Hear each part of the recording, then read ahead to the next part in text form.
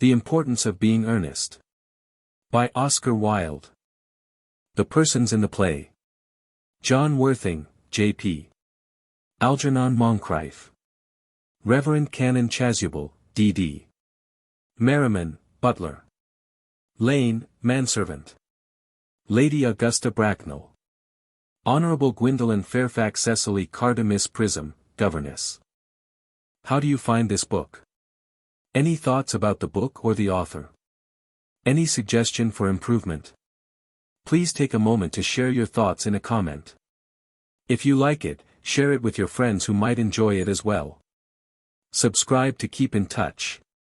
Visit CompleteAudiobooks.com for more quality content. First Act. Scene. Morning room in Algernon's flat in Half Moon Street. The room is luxuriously and artistically furnished. The sound of a piano is heard in the adjoining room. Lane is arranging afternoon tea on the table, and after the music has ceased, Algernon enters. Algernon. Did you hear what I was playing, Lane? Lane. I didn't think it polite to listen, sir. Algernon. I'm sorry for that, for your sake. I don't play accurately. Anyone can play accurately, but I play with wonderful expression. As far as the piano is concerned, sentiment is my forte. I keep science for life. Lane. Yes, sir. Algernon. And, speaking of the science of life, have you got the cucumber sandwiches cut for Lady Bracknell? Lane. Yes, sir. Hands them on a salver. Algernon. Inspects them, takes two, and sits down on the sofa. Oh. By the way, Lane, I see from your book that on Thursday night, when Lord Shoreman and Mr. Worthing were dining with me, 8 bottles of champagne are entered as having been consumed. Lane. Yes, sir, 8 bottles and a pint. Algernon. Why is it that at a bachelor's establishment the servants invariably drink the champagne? I ask merely for information. Lane. I attribute it to the superior quality of the wine, sir. I have often observed that in married households the champagne is rarely of a first-rate brand. Algernon. Good heavens! Is marriage so demoralizing as that? Lane. I believe it is a very pleasant state, sir. I have had very little experience of it myself up to the present. I have only been married once. That was in consequence of a misunderstanding between myself and a young person. Algernon. Languidly. I don't know that I am much interested in your family life, Lane. Lane. No, sir, it is not a very interesting subject. I never think of it myself.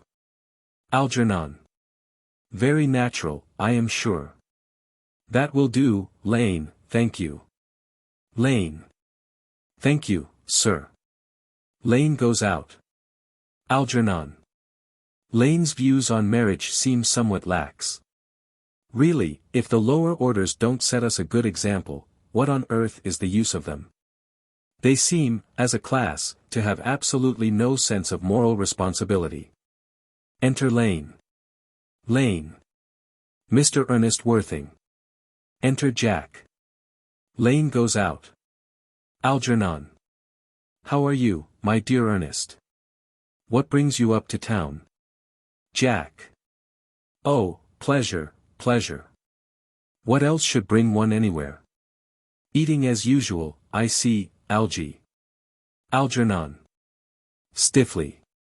I believe it is customary in good society to take some slight refreshment at 5 o'clock. Where have you been since last Thursday? Jack. Sitting down on the sofa. In the country. Algernon. What on earth do you do there? Jack. Pulling off his gloves. When one is in town one amuses oneself. When one is in the country one amuses other people. It is excessively boring. Algernon. And who are the people you amuse? Jack. Airily. Oh, neighbors, neighbors. Algernon. Got nice neighbours in your part of Shropshire? Jack. Perfectly horrid. Never speak to one of them. Algernon. How immensely you must amuse them. Goes over and takes sandwich. By the way, Shropshire is your county, is it not? Jack. Shropshire. Yes, of course. Hullo. Why all these cups? Why cucumber sandwiches? Why such reckless extravagance in one so young? Who is coming to tea? Algernon. Oh. Merely Aunt Augusta and Gwendolen. Jack. How perfectly delightful. Algernon. Yes, that is all very well, but I am afraid Aunt Augusta won't quite approve of your being here. Jack. May I ask why? Algernon. My dear fellow, the way you flirt with Gwendolen is perfectly disgraceful. It is almost as bad as the way Gwendolen flirts with you. Jack. I am in love with Gwendolen. I have come up to town expressly to propose to her. Algernon. I thought you had come up for pleasure. I call that business. Jack. How utterly unromantic you are. Algernon. I really don't see anything romantic in proposing. It is very romantic to be in love. But there is nothing romantic about a definite proposal. Why, one may be accepted. One usually is, I believe. Then the excitement is all over. The very essence of romance is uncertainty. If ever I get married, I'll certainly try to forget the fact. Jack. I have no doubt about that, dear Algy. The divorce court was specially invented for people whose memories are so curiously constituted. Algernon. Oh. There is no use speculating on that subject. Divorces are made in heaven. Jack puts out his hand to take a sandwich. Algernon at once interferes. Please don't touch the cucumber sandwiches. They are ordered specially for Aunt Augusta. Takes one and eats it. Jack. Well, you have been eating them all the time. Algernon. That is quite a different matter. She is my aunt. Takes plate from below. Have some bread and butter. The bread and butter is for Gwendolen. Gwendolen is devoted to bread and butter. Jack. Advancing to table and helping himself. And very good bread and butter it is too. Algernon. Well, my dear fellow, you need not eat as if you were going to eat at all. You behave as if you were married to her already. You are not married to her already, and I don't think you ever will be. Jack. Why on earth do you say that? Algernon. Well, in the first place girls never marry the men they flirt with. Girls don't think it right. Jack. Oh, that is nonsense. Algernon. It isn't. It is a great truth. It accounts for the extraordinary number of bachelors that one sees all over the place. In the second place, I don't give my consent. Jack. Your consent. Algernon. My dear fellow, Gwendolen is my first cousin. And before I allow you to marry her, you will have to clear up the whole question of Cecily. Rings bell. Jack. Cecily. What on earth do you mean? What do you mean, Algy, by Cecily? I don't know any one of the name of Cecily. Enter Lane. Algernon.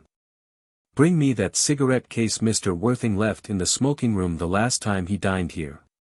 Lane. Yes, sir. Lane goes out. Jack. Do you mean to say you have had my cigarette case all this time? I wish to goodness you had let me know. I have been writing frantic letters to Scotland Yard about it. I was very nearly offering a large reward.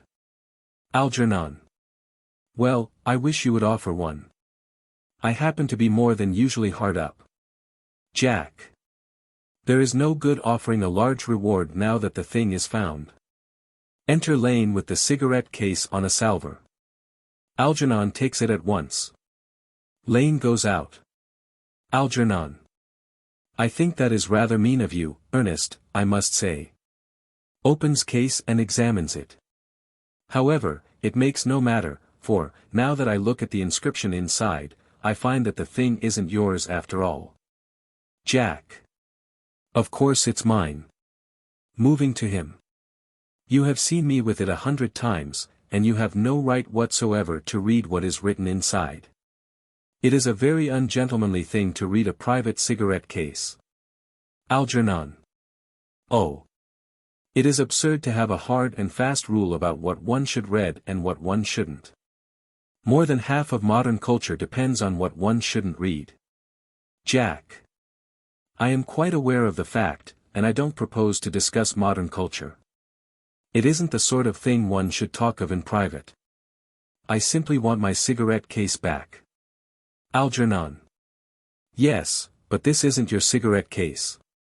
This cigarette case is a present from someone of the name of Cecily, and you said you didn't know anyone of that name. Jack. Well, if you want to know, Cecily happens to be my aunt. Algernon. Your aunt? Jack. Yes. Charming old lady she is, too.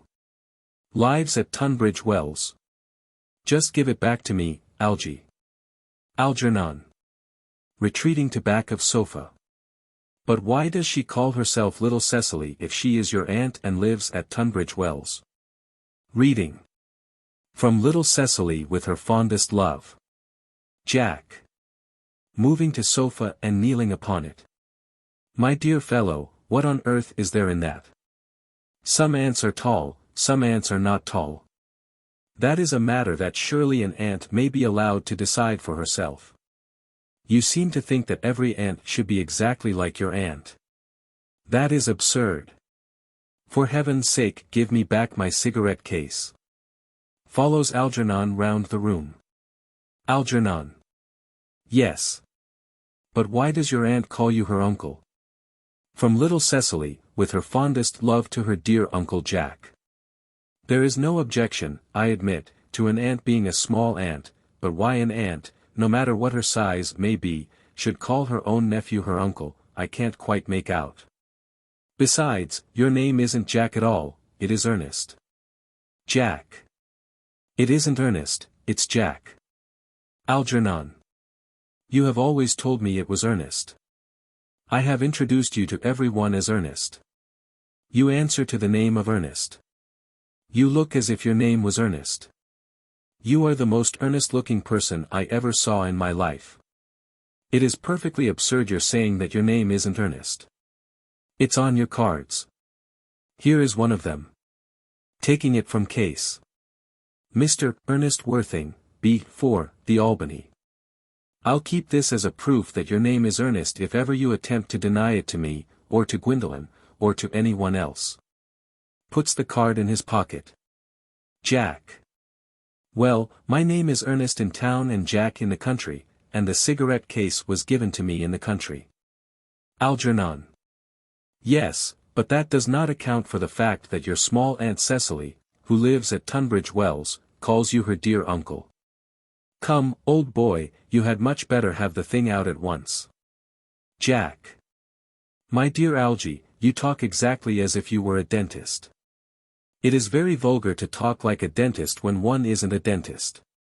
It produces a false impression. Algernon. Well, that is exactly what dentists always do. Now, go on. Tell me the whole thing. I may mention that I have always suspected you of being a confirmed and secret Bunburyist, and I am quite sure of it now. Jack. Bunburyist? What on earth do you mean by a Bunburyist? Algernon. I'll reveal to you the meaning of that incomparable expression as soon as you are kind enough to inform me why you are Ernest in town and Jack in the country. Jack. Well, produce my cigarette case first. Algernon. Here it is. Hand cigarette case. Now produce your explanation, and pray make it improbable. Sits on sofa. Jack. My dear fellow, there is nothing improbable about my explanation at all. In fact, it's perfectly ordinary. Old Mr. Thomas Cardew, who adopted me when I was a little boy, made me in his will guardian to his granddaughter, Miss Cecily Cardew. Cecily, who addresses me as her uncle from motives of respect that you could not possibly appreciate, lives at my place in the country under the charge of her admirable governess, Miss Prism. Algernon. Where is that place in the country, by the way? Jack. That is nothing to you, dear boy.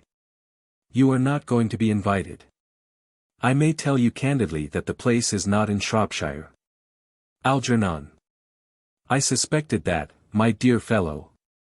I have Bunburied all over Shropshire on 2 separate occasions. Now, go on. Why are you Ernest in town and Jack in the country? Jack. My dear Algy, I don't know whether you will be able to understand my real motives. You are hardly serious enough. When one is placed in the position of guardian, one has to adopt a very high moral tone on all subjects. It's one's duty to do so. And as a high moral tone can hardly be said to conduce very much to either one's health or one's happiness, in order to get up to town I have always pretended to have a younger brother of the name of Ernest, who lives in the Albany. And gets into the most dreadful scrapes. That, my dear Algy, is the whole truth pure and simple. Algernon. The truth is rarely pure and never simple. Modern life would be very tedious if it were either, and modern literature a complete impossibility. Jack. That wouldn't be at all a bad thing. Algernon. Literary criticism is not your forte, my dear fellow. Don't try it. You should leave that to people who haven't been at a university. They do it so well in the daily papers. What you really are is a Bunburyist. I was quite right in saying you were a Bunburyist. You are one of the most advanced Bunburyists I know. Jack. What on earth do you mean? Algernon. You have invented a very useful younger brother called Ernest, in order that you may be able to come up to town as often as you like. I have invented an invaluable permanent invalid called Bunbury, in order that I may be able to go down into the country whenever I choose. Bunbury is perfectly invaluable. If it wasn't for Bunbury's extraordinary bad health, for instance, I wouldn't be able to dine with you at Willis's tonight, for I have been really engaged to Aunt Augusta for more than a week. Jack. I haven't asked you to dine with me anywhere tonight. Algernon. I know. You are absurdly careless about sending out invitations. It is very foolish of you. Nothing annoys people so much as not receiving invitations. Jack. You had much better dine with your Aunt Augusta. Algernon. I haven't the smallest intention of doing anything of the kind. To begin with, I dined there on Monday, and once a week is quite enough to dine with one's own relations. In the second place, whenever I do dine there I am always treated as a member of the family, and sent down with either no woman at all, or 2. In the third place, I know perfectly well whom she will place me next to, tonight. She will place me next Mary Farquhar, who always flirts with her own husband across the dinner table. That is not very pleasant. Indeed, it is not even decent, and that sort of thing is enormously on the increase. The amount of women in London who flirt with their own husbands is perfectly scandalous. It looks so bad. It is simply washing one's clean linen in public. Besides, now that I know you to be a confirmed Bunburyist, I naturally want to talk to you about Bunburying. I want to tell you the rules. Jack. I'm not a Bunburyist at all. If Gwendolen accepts me, I am going to kill my brother, indeed I think I'll kill him in any case. Cecily is a little too much interested in him. It is rather a bore. So I am going to get rid of Ernest. And I strongly advise you to do the same with your invalid friend who has the absurd name. Algernon. Nothing will induce me to part with Bunbury, and if you ever get married, which seems to me extremely problematic, you will be very glad to know Bunbury. A man who marries without knowing Bunbury has a very tedious time of it. Jack. That is nonsense. If I marry a charming girl like Gwendolen, and she is the only girl I ever saw in my life that I would marry. I certainly won't want to know Bunbury. Algernon. Then your wife will. You don't seem to realize, that in married life 3 is company and 2 is none. Jack. Sententiously. That, my dear young friend, is the theory that the corrupt French drama has been propounding for the last 50 years. Algernon. Yes. And that the happy English home has proved in half the time. Jack. For heaven's sake, don't try to be cynical. It's perfectly easy to be cynical. Algernon. My dear fellow, it isn't easy to be anything nowadays. There's such a lot of beastly competition about. The sound of an electric bell is heard. Ah! That must be Aunt Augusta. Only relatives, or creditors, ever ring in that Wagnerian manner. Now, if I get her out of the way for 10 minutes, so that you can have an opportunity for proposing to Gwendolen, may I dine with you tonight at Willis's? Jack. I suppose so, if you want to. Algernon. Yes, but you must be serious about it. I hate people who are not serious about meals. It is so shallow of them. Enter Lane. Lane. Lady Bracknell and Miss Fairfax. Algernon goes forward to meet them. Enter Lady Bracknell and Gwendolen. Lady Bracknell. Good afternoon, dear Algernon, I hope you are behaving very well. Algernon. I'm feeling very well, Aunt Augusta. Lady Bracknell. That's not quite the same thing. In fact, the two things rarely go together. Sees Jack and bows to him with icy coldness. Algernon. To Gwendolen. Dear me, you are smart. Gwendolen. I am always smart. Am I not, Mr. Worthing? Jack. You're quite perfect, Miss Fairfax. Gwendolen. Oh. I hope I am not that. It would leave no room for developments, and I intend to develop in many directions. Gwendolen and Jack sit down together in the corner. Lady Bracknell. I'm sorry if we are a little late, Algernon, but I was obliged to call on dear Lady Harbury. I hadn't been there since her poor husband's death. I never saw a woman so altered, she looks quite 20 years younger. And now I'll have a cup of tea, and one of those nice cucumber sandwiches you promised me. Algernon. Certainly, Aunt Augusta. Goes over to tea table. Lady Bracknell. Won't you come and sit here, Gwendolen? Gwendolen. Thanks, Mamma, I'm quite comfortable where I am. Algernon. Picking up empty plate in horror. Good heavens. Lane. Why are there no cucumber sandwiches? I ordered them specially. Lane. Gravely. There were no cucumbers in the market this morning, sir. I went down twice. Algernon. No cucumbers. Lane. No, sir. Not even for ready money. Algernon. That will do, Lane, thank you. Lane. Thank you, sir. Goes out. Algernon. I am greatly distressed, Aunt Augusta, about there being no cucumbers, not even for ready money. Lady Bracknell. It really makes no matter, Algernon. I had some crumpets with Lady Harbury, who seems to me to be living entirely for pleasure now. Algernon. I hear her hair has turned quite gold from grief. Lady Bracknell. It certainly has changed its color. From what cause I, of course, cannot say. Algernon crosses and hands tea.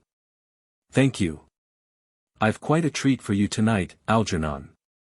I am going to send you down with Mary Farquhar. She is such a nice woman, and so attentive to her husband. It's delightful to watch them. Algernon. I am afraid, Aunt Augusta, I shall have to give up the pleasure of dining with you tonight after all. Lady Bracknell. Frowning. I hope not, Algernon. It would put my table completely out.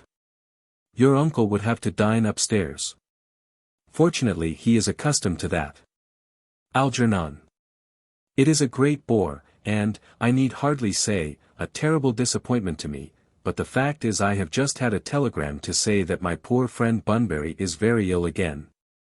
Exchanges glances with Jack. They seem to think I should be with him. Lady Bracknell. It is very strange. This Mr. Bunbury seems to suffer from curiously bad health. Algernon. Yes, poor Bunbury is a dreadful invalid. Lady Bracknell. Well, I must say, Algernon, that I think it is high time that Mr. Bunbury made up his mind whether he was going to live or to die.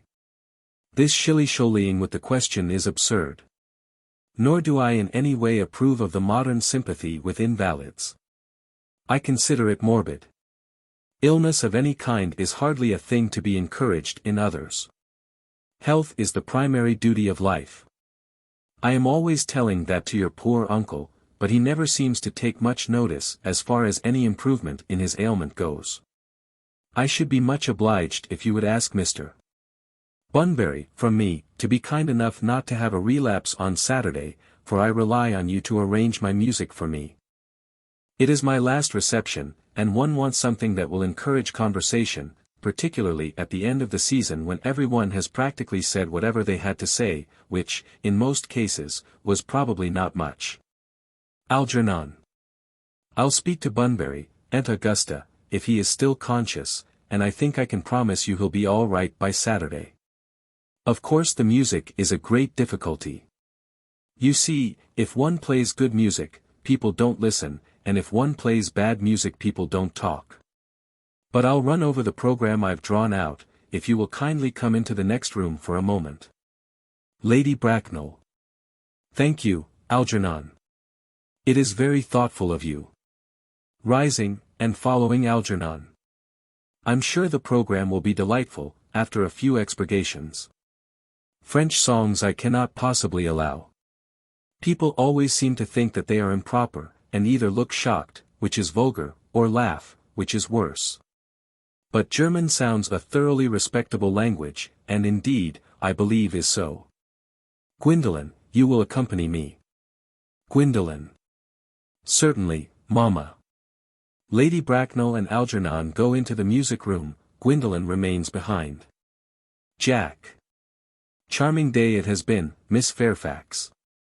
Gwendolen. Pray don't talk to me about the weather, Mr. Worthing.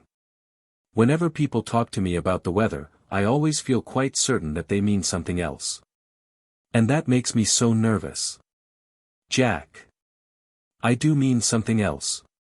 Gwendolen. I thought so. In fact, I am never wrong. Jack. And I would like to be allowed to take advantage of Lady Bracknell's temporary absence. Gwendolen. I would certainly advise you to do so. Mamma has a way of coming back suddenly into a room that I have often had to speak to her about. Jack. Nervously. Miss Fairfax, ever since I met you I have admired you more than any girl I have ever met since I met you. Gwendolen. Yes, I am quite well aware of the fact. And I often wish that in public, at any rate, you had been more demonstrative. For me you have always had an irresistible fascination. Even before I met you I was far from indifferent to you. Jack looks at her in amazement. We live, as I hope you know, Mr. Worthing, in an age of ideals. The fact is constantly mentioned in the more expensive monthly magazines, and has reached the provincial pulpits, I am told. And my ideal has always been to love someone of the name of Ernest. There is something in that name that inspires absolute confidence. The moment Algernon first mentioned to me that he had a friend called Ernest, I knew I was destined to love you. Jack. You really love me, Gwendolen. Gwendolen. Passionately. Jack. Darling. You don't know how happy you've made me. Gwendolen. My own Ernest. Jack. But you don't really mean to say that you couldn't love me if my name wasn't Ernest? Gwendolen. But your name is Ernest. Jack. Yes, I know it is. But supposing it was something else? Do you mean to say you couldn't love me then? Gwendolen. Glibly. Ah. That is clearly a metaphysical speculation, and like most metaphysical speculations has very little reference at all to the actual facts of real life, as we know them. Jack. Personally, darling, to speak quite candidly, I don't much care about the name of Ernest. I don't think the name suits me at all. Gwendolen. It suits you perfectly. It is a divine name. It has a music of its own. It produces vibrations. Jack. Well, really, Gwendolen, I must say that I think there are lots of other much nicer names. I think Jack, for instance, a charming name. Gwendolen. Jack. No, there is very little music in the name Jack, if any at all, indeed. It does not thrill. It produces absolutely no vibrations. I have known several Jacks, and they all, without exception, were more than usually plain. Besides, Jack is a notorious domesticity for John. And I pity any woman who is married to a man called John. She would probably never be allowed to know the entrancing pleasure of a single moment's solitude. The only really safe name is Ernest. Jack. Gwendolen, I must get christened at once, I mean we must get married at once. There is no time to be lost. Gwendolen. Married, Mr. Worthing? Jack. Astounded. Well, surely. You know that I love you, and you led me to believe, Miss Fairfax, that you were not absolutely indifferent to me. Gwendolen. I adore you. But you haven't proposed to me yet. Nothing has been said at all about marriage. The subject has not even been touched on. Jack. Well, may I propose to you now? Gwendolen. I think it would be an admirable opportunity. And to spare you any possible disappointment, Mr. Worthing, I think it only fair to tell you quite frankly beforehand that I am fully determined to accept you. Jack. Gwendolen. Gwendolen. Yes, Mr. Worthing, what have you got to say to me? Jack. You know what I have got to say to you. Gwendolen. Yes, but you don't say it. Jack. Gwendolen, will you marry me? Goes on his knees. Gwendolen. Of course I will, darling. How long you have been about it? I am afraid you have had very little experience in how to propose. Jack. My own one, I have never loved anyone in the world but you. Gwendolen. Yes, but men often propose for practice. I know my brother Gerald does. All my girlfriends tell me so. What wonderfully blue eyes you have, Ernest. They are quite blue. I hope you will always look at me just like that, especially when there are other people present. Enter Lady Bracknell. Lady Bracknell. Mr. Worthing. Rise, sir, from this semi-recumbent posture. It is most indecorous. Gwendolen. Mamma. He tries to rise, she restrains him. I must beg you to retire. This is no place for you. Besides, Mr. Worthing has not quite finished yet. Lady Bracknell. Finished what, may I ask? Gwendolen. I am engaged to Mr. Worthing, mamma. They rise together. Lady Bracknell. Pardon me, you are not engaged to anyone. When you do become engaged to someone, I, or your father, should his health permit him, will inform you of the fact. An engagement should come on a young girl as a surprise, pleasant or unpleasant, as the case may be. It is hardly a matter that she could be allowed to arrange for herself. And now I have a few questions to put to you, Mr. Worthing. While I am making these inquiries, you, Gwendolen, will wait for me below in the carriage. Gwendolen. Reproachfully. Mamma. Lady Bracknell. In the carriage, Gwendolen. Gwendolen goes to the door. She and Jack blow kisses to each other behind Lady Bracknell's back. Lady Bracknell looks vaguely about as if she could not understand what the noise was. Finally turns round. Gwendolen, the carriage. Gwendolen. Yes, Mama. Goes out, looking back at Jack. Lady Bracknell. Sitting down. You can take a seat, Mr. Worthing. Looks in her pocket for notebook and pencil. Jack. Thank you, Lady Bracknell, I prefer standing. Lady Bracknell. Pencil and notebook in hand. I feel bound to tell you that you are not down on my list of eligible young men, although I have the same list as the dear Duchess of Bolton has. We work together, in fact. However, I am quite ready to enter your name, should your answers be what a really affectionate mother requires. Do you smoke? Jack. Well, yes, I must admit I smoke. Lady Bracknell. I am glad to hear it. A man should always have an occupation of some kind. There are far too many idle men in London as it is. How old are you? Jack. 29. Lady Bracknell. A very good age to be married at. I have always been of opinion that a man who desires to get married should know either everything or nothing. Which do you know? Jack. After some hesitation. I know nothing, Lady Bracknell. Lady Bracknell. I am pleased to hear it. I do not approve of anything that tampers with natural ignorance. Ignorance is like a delicate exotic fruit, touch it and the bloom is gone. The whole theory of modern education is radically unsound. Fortunately in England, at any rate, education produces no effect whatsoever. If it did, it would prove a serious danger to the upper classes, and probably lead to acts of violence in Grosvenor Square.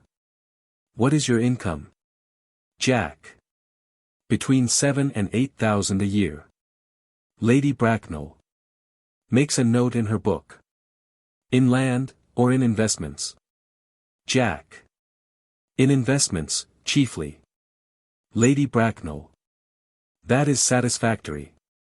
What between the duties expected of one during one's lifetime, and the duties exacted from one after one's death, land has ceased to be either a profit or a pleasure. It gives one position, and prevents one from keeping it up. That's all that can be said about land. Jack. I have a country house with some land, of course, attached to it, about 1,500 acres, I believe, but I don't depend on that for my real income. In fact, as far as I can make out, the poachers are the only people who make anything out of it. Lady Bracknell. A country house. How many bedrooms? Well, that point can be cleared up afterwards. You have a town house, I hope. A girl with a simple, unspoiled nature, like Gwendolen, could hardly be expected to reside in the country. Jack. Well, I own a house in Belgrave Square, but it is let by the year to Lady Bloxham. Of course, I can get it back whenever I like, at 6 months' notice. Lady Bracknell. Lady Bloxham? I don't know her. Jack. Oh, she goes about very little. She is a lady considerably advanced in years. Lady Bracknell. Ah, nowadays that is no guarantee of respectability of character. What number in Belgrave Square? Jack. 149. Lady Bracknell. Shaking her head.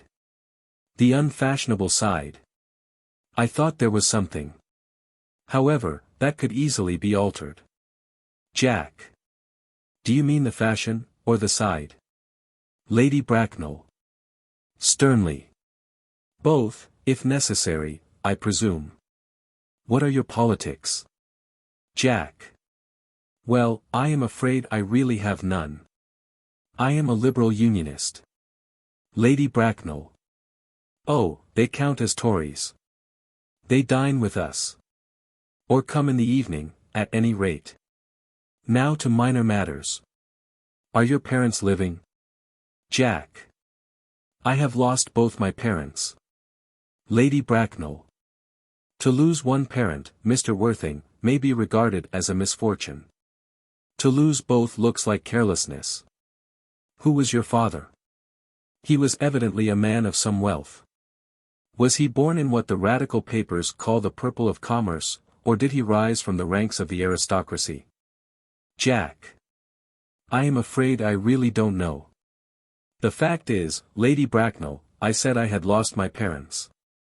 It would be nearer the truth to say that my parents seem to have lost me. I don't actually know who I am by birth. I was found. Lady Bracknell. Found. Jack. The late Mr. Thomas Cardew, an old gentleman of a very charitable and kindly disposition, found me, and gave me the name of Worthing, because he happened to have a first-class ticket for Worthing in his pocket at the time. Worthing is a place in Sussex. It is a seaside resort. Lady Bracknell. Where did the charitable gentleman who had a first-class ticket for this seaside resort find you? Jack. Gravely. In a handbag. Lady Bracknell. A handbag? Jack. Very seriously. Yes, Lady Bracknell. I was in a handbag, a somewhat large, black leather handbag, with handles to it, an ordinary handbag in fact. Lady Bracknell. In what locality did this Mr. James, or Thomas, Cardew come across this ordinary handbag? Jack. In the cloakroom at Victoria Station. It was given to him in mistake for his own. Lady Bracknell. The cloakroom at Victoria Station. Jack. Yes. The Brighton line. Lady Bracknell. The line is immaterial. Mr. Worthing, I confess I feel somewhat bewildered by what you have just told me. To be born, or at any rate bred, in a handbag, whether it had handles or not, seems to me to display a contempt for the ordinary decencies of family life that reminds one of the worst excesses of the French Revolution. And I presume you know what that unfortunate movement led to? As for the particular locality in which the handbag was found, a cloakroom at a railway station might serve to conceal a social indiscretion, has probably, indeed, been used for that purpose before now, but it could hardly be regarded as an assured basis for a recognized position in good society. Jack. May I ask you then what you would advise me to do? I need hardly say I would do anything in the world to ensure Gwendolen's happiness. Lady Bracknell. I would strongly advise you, Mr.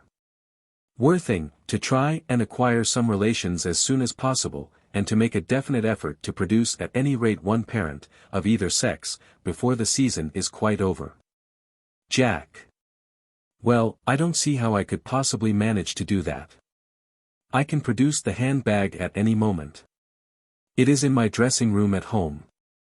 I really think that should satisfy you, Lady Bracknell. Lady Bracknell. Me, sir. What has it to do with me?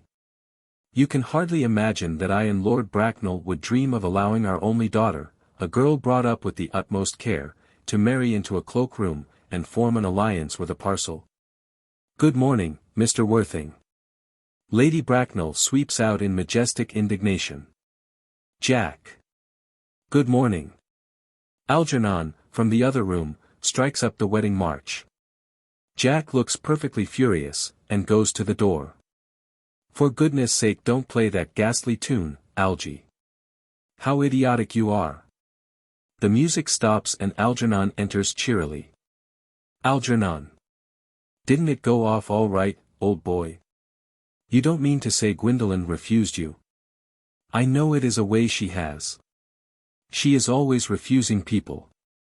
I think it is most ill-natured of her. Jack. Oh, Gwendolen is as right as a trivet. As far as she is concerned, we are engaged. Her mother is perfectly unbearable. Never met such a gorgon. I don't really know what a gorgon is like, but I am quite sure that Lady Bracknell is one. In any case, she is a monster, without being a myth, which is rather unfair. I beg your pardon, Algy, I suppose I shouldn't talk about your own aunt in that way before you. Algernon. My dear boy, I love hearing my relations abused. It is the only thing that makes me put up with them at all. Relations are simply a tedious pack of people, who haven't got the remotest knowledge of how to live, nor the smallest instinct about when to die. Jack. Oh, that is nonsense. Algernon. It isn't. Jack. Well, I won't argue about the matter. You always want to argue about things. Algernon. That is exactly what things were originally made for. Jack. Upon my word, if I thought that, I'd shoot myself. A pause. You don't think there is any chance of Gwendolen becoming like her mother in about 150 years, do you, Algy? Algernon. All women become like their mothers. That is their tragedy. No man does. That's his. Jack. Is that clever? Algernon. It is perfectly phrased. And quite as true as any observation in civilized life should be. Jack. I am sick to death of cleverness. Everybody is clever nowadays. You can't go anywhere without meeting clever people. The thing has become an absolute public nuisance. I wish to goodness we had a few fools left. Algernon. We have. Jack. I should extremely like to meet them. What do they talk about? Algernon. The fools? Oh. About the clever people, of course. Jack. What fools? Algernon. By the way, did you tell Gwendolen the truth about your being Ernest in town, and Jack in the country? Jack. In a very patronizing manner. My dear fellow, the truth isn't quite the sort of thing one tells to a nice, sweet, refined girl. What extraordinary ideas you have about the way to behave to a woman. Algernon. The only way to behave to a woman is to make love to her, if she is pretty, and to someone else, if she is plain. Jack. Oh, that is nonsense. Algernon. What about your brother? What about the profligate Ernest? Jack. Oh, before the end of the week I shall have got rid of him. I'll say he died in Paris of apoplexy. Lots of people die of apoplexy, quite suddenly, don't they? Algernon. Yes, but it's hereditary, my dear fellow. It's a sort of thing that runs in families. You had much better say a severe chill. Jack. You are sure a severe chill isn't hereditary, or anything of that kind? Algernon. Of course it isn't. Jack. Very well, then. My poor brother Ernest carried off suddenly, in Paris, by a severe chill. That gets rid of him. Algernon. But I thought you said that. Miss Cardew was a little too much interested in your poor brother Ernest. Won't she feel his loss a good deal? Jack. Oh, that is all right. Cecily is not a silly romantic girl, I am glad to say. She has got a capital appetite, goes long walks, and pays no attention at all to her lessons. Algernon. I would rather like to see Cecily. Jack. I will take very good care you never do. She is excessively pretty, and she is only just 18. Algernon. Have you told Gwendolen yet that you have an excessively pretty ward who is only just 18? Jack. Oh. One doesn't blurt these things out to people. Cecily and Gwendolen are perfectly certain to be extremely great friends. I'll bet you anything you like that half an hour after they have met, they will be calling each other sister. Algernon. Women only do that when they have called each other a lot of other things first. Now, my dear boy, if we want to get a good table at Willis's, we really must go and dress. Do you know it is nearly 7? Jack. Irritably. Oh. It always is nearly 7. Algernon. Well, I'm hungry. Jack. I never knew you when you weren't. Algernon. What shall we do after dinner? Go to a theater? Jack. Oh no. I loathe listening. Algernon. Well, let us go to the club. Jack. Oh, no. I hate talking. Algernon. Well, we might trot round to the Empire at 10. Jack. Oh, no. I can't bear looking at things. It is so silly. Algernon. Well, what shall we do? Jack. Nothing. Algernon. It is awfully hard work doing nothing. However, I don't mind hard work where there is no definite object of any kind. Enter Lane. Lane. Miss Fairfax. Enter Gwendolen. Lane goes out. Algernon.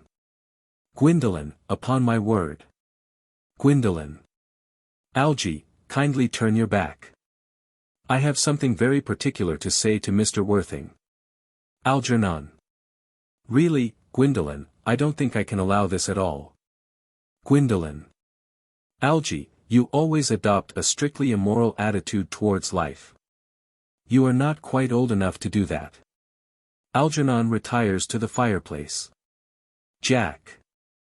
My own darling. Gwendolen. Ernest, we may never be married. From the expression on Mamma's face I fear we never shall. Few parents nowadays pay any regard to what their children say to them. The old-fashioned respect for the young is fast dying out. Whatever influence I ever had over Mamma, I lost at the age of 3. But although she may prevent us from becoming man and wife, and I may marry someone else, and marry often, nothing that she can possibly do can alter my eternal devotion to you. Jack. Dear Gwendolen. Gwendolen. The story of your romantic origin, as related to me by Mamma, with unpleasing comments, has naturally stirred the deeper fibers of my nature. Your Christian name has an irresistible fascination. The simplicity of your character makes you exquisitely incomprehensible to me. Your town address at the Albany I have. What is your address in the country? Jack. The Manor House, Woolton, Hertfordshire. Algernon, who has been carefully listening, smiles to himself, and writes the address on his shirt cuff. Then picks up the railway guide. Gwendolen. There is a good postal service, I suppose. It may be necessary to do something desperate. That of course will require serious consideration. I will communicate with you daily.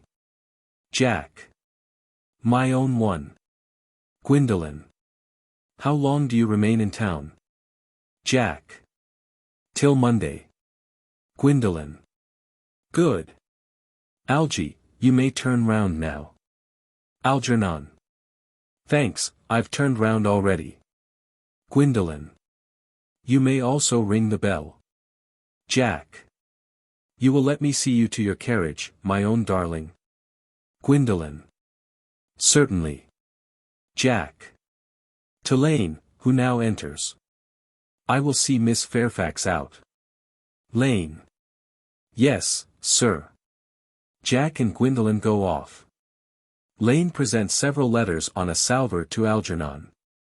It is to be surmised that they are bills, as Algernon, after looking at the envelopes, tears them up. Algernon. A glass of sherry, Lane. Lane. Yes, sir. Algernon. Tomorrow, Lane, I'm going Bunburying. Lane. Yes, sir. Algernon. I shall probably not be back till Monday. You can put up my dress clothes, my smoking jacket, and all the Bunbury suits. Lane. Yes, sir. Handing sherry. Algernon. I hope tomorrow will be a fine day, Lane. Lane. It never is, sir. Algernon. Lane, you're a perfect pessimist. Lane. I do my best to give satisfaction, sir. Enter Jack. Lane goes off. Jack. There's a sensible, intellectual girl. The only girl I ever cared for in my life. Algernon is laughing immoderately. What on earth are you so amused at? Algernon. Oh, I'm a little anxious about poor Bunbury, that is all. Jack. If you don't take care, your friend Bunbury will get you into a serious scrape someday. Algernon. I love scrapes. They are the only things that are never serious. Jack. Oh, that's nonsense, Algy. You never talk anything but nonsense. Algernon. Nobody ever does. Jack looks indignantly at him, and leaves the room. Algernon lights a cigarette, reads his shirt cuff, and smiles. Act drop. Second act. Scene. Garden at the manor house. A flight of grey stone steps leads up to the house. The garden, an old-fashioned one, full of roses. Time of year, July. Basket chairs, and a table covered with books, are set under a large yew tree. Miss Prism discovered seated at the table. Cecily is at the back watering flowers. Miss Prism. Calling. Cecily, Cecily. Surely such a utilitarian occupation as the watering of flowers is rather Moulton's duty than yours. Especially at a moment when intellectual pleasures await you. Your German grammar is on the table. Pray open it at page 15. We will repeat yesterday's lesson. Cecily. Coming over very slowly. But I don't like German. It isn't at all a becoming language. I know perfectly well that I look quite plain after my German lesson. Miss Prism. Child, you know how anxious your guardian is that you should improve yourself in every way. He laid particular stress on your German, as he was leaving for town yesterday. Indeed, he always lays stress on your German when he is leaving for town. Cecily. Dear Uncle Jack is so very serious. Sometimes he is so serious that I think he cannot be quite well. Miss Prism. Drawing herself up. Your guardian enjoys the best of health, and his gravity of demeanor is especially to be commended in one so comparatively young as he is. I know no one who has a higher sense of duty and responsibility. Cecily. I suppose that is why he often looks a little bored when we three are together. Miss Prism. Cecily. I am surprised at you. Mr. Worthing has many troubles in his life. Idle merriment and triviality would be out of place in his conversation. You must remember his constant anxiety about that unfortunate young man, his brother. Cecily. I wish Uncle Jack would allow that unfortunate young man, his brother, to come down here sometimes. We might have a good influence over him, Miss Prism. I am sure you certainly would. You know German, and geology, and things of that kind influence a man very much. Cecily begins to write in her diary. Miss Prism. Shaking her head.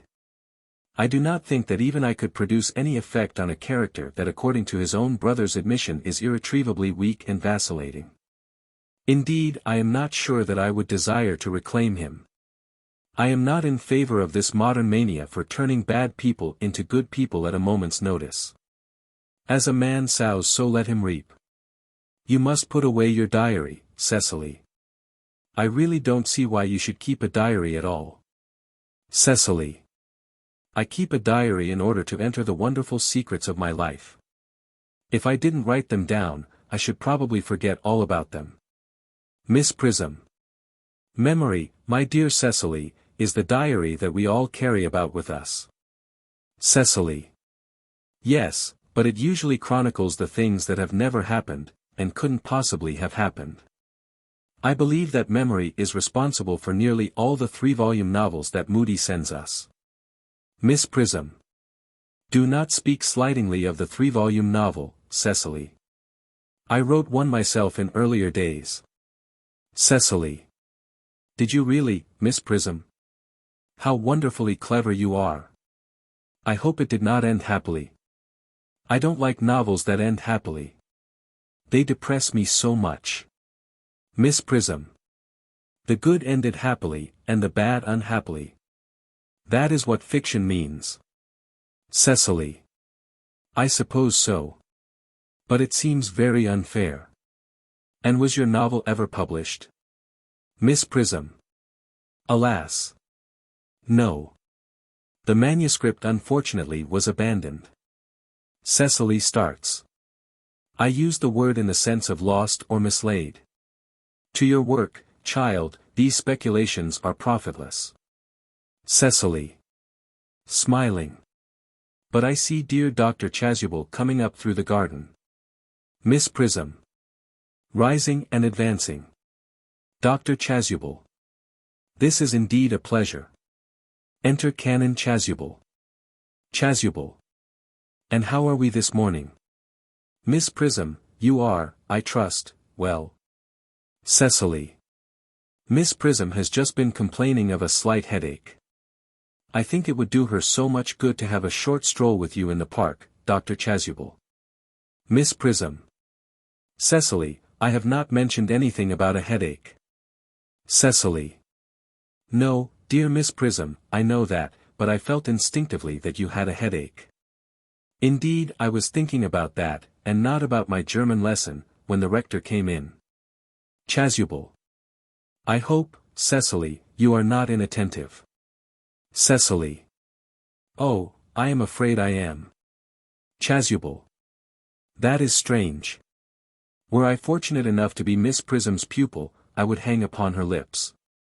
Miss Prism glares. I spoke metaphorically. My metaphor was drawn from bees. Ahem.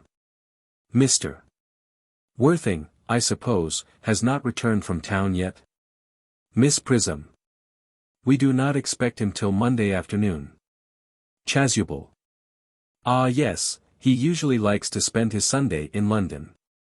He is not one of those whose sole aim is enjoyment, as, by all accounts, that unfortunate young man his brother seems to be. But I must not disturb Egeria and her pupil any longer. Miss Prism. Egeria? My name is Letitia, Doctor. Chasuble. Bowing. A classical allusion merely, drawn from the pagan authors. I shall see you both no doubt at evensong. Miss Prism. I think, dear Doctor, I will have a stroll with you. I find I have a headache after all, and a walk might do it good. Chasuble. With pleasure, Miss Prism, with pleasure. We might go as far as the schools and back.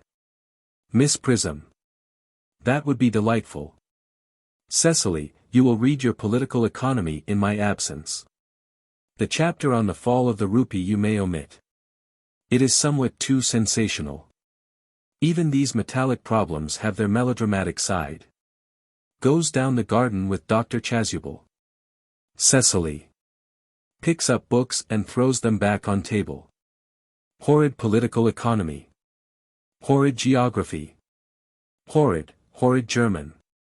Enter Merriman with a card on a salver. Merriman. Mr. Ernest Worthing has just driven over from the station. He has brought his luggage with him.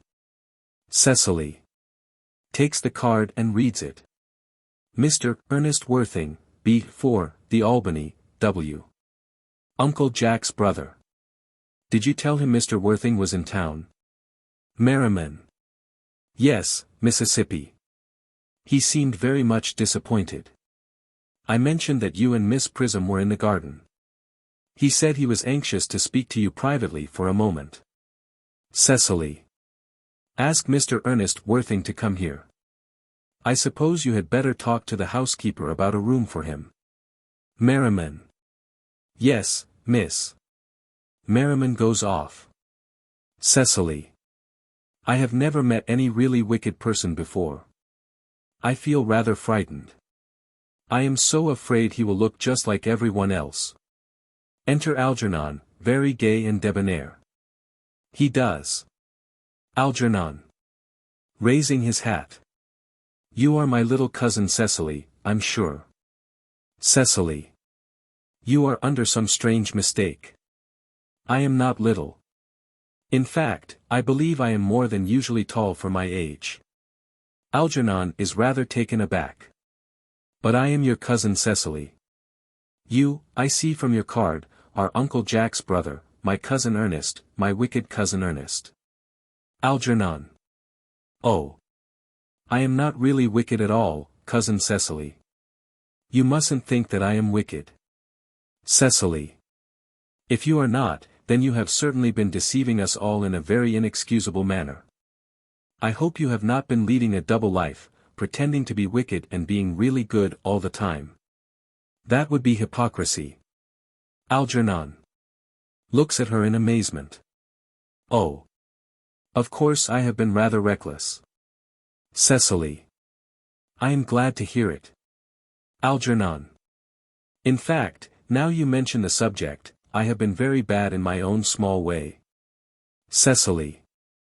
I don't think you should be so proud of that, though I am sure it must have been very pleasant. Algernon. It is much pleasanter being here with you. Cecily. I can't understand how you are here at all. Uncle Jack won't be back till Monday afternoon. Algernon. That is a great disappointment. I am obliged to go up by the first train on Monday morning. I have a business appointment that I am anxious to miss. Cecily. Couldn't you miss it anywhere but in London? Algernon. No, the appointment is in London. Cecily. Well, I know, of course, how important it is not to keep a business engagement, if one wants to retain any sense of the beauty of life, but still I think you had better wait till Uncle Jack arrives. I know he wants to speak to you about your emigrating. Algernon. About my what? Cecily. Your emigrating. He has gone up to buy your outfit. Algernon. I certainly wouldn't let Jack buy my outfit. He has no taste in neckties at all. Cecily. I don't think you will require neckties.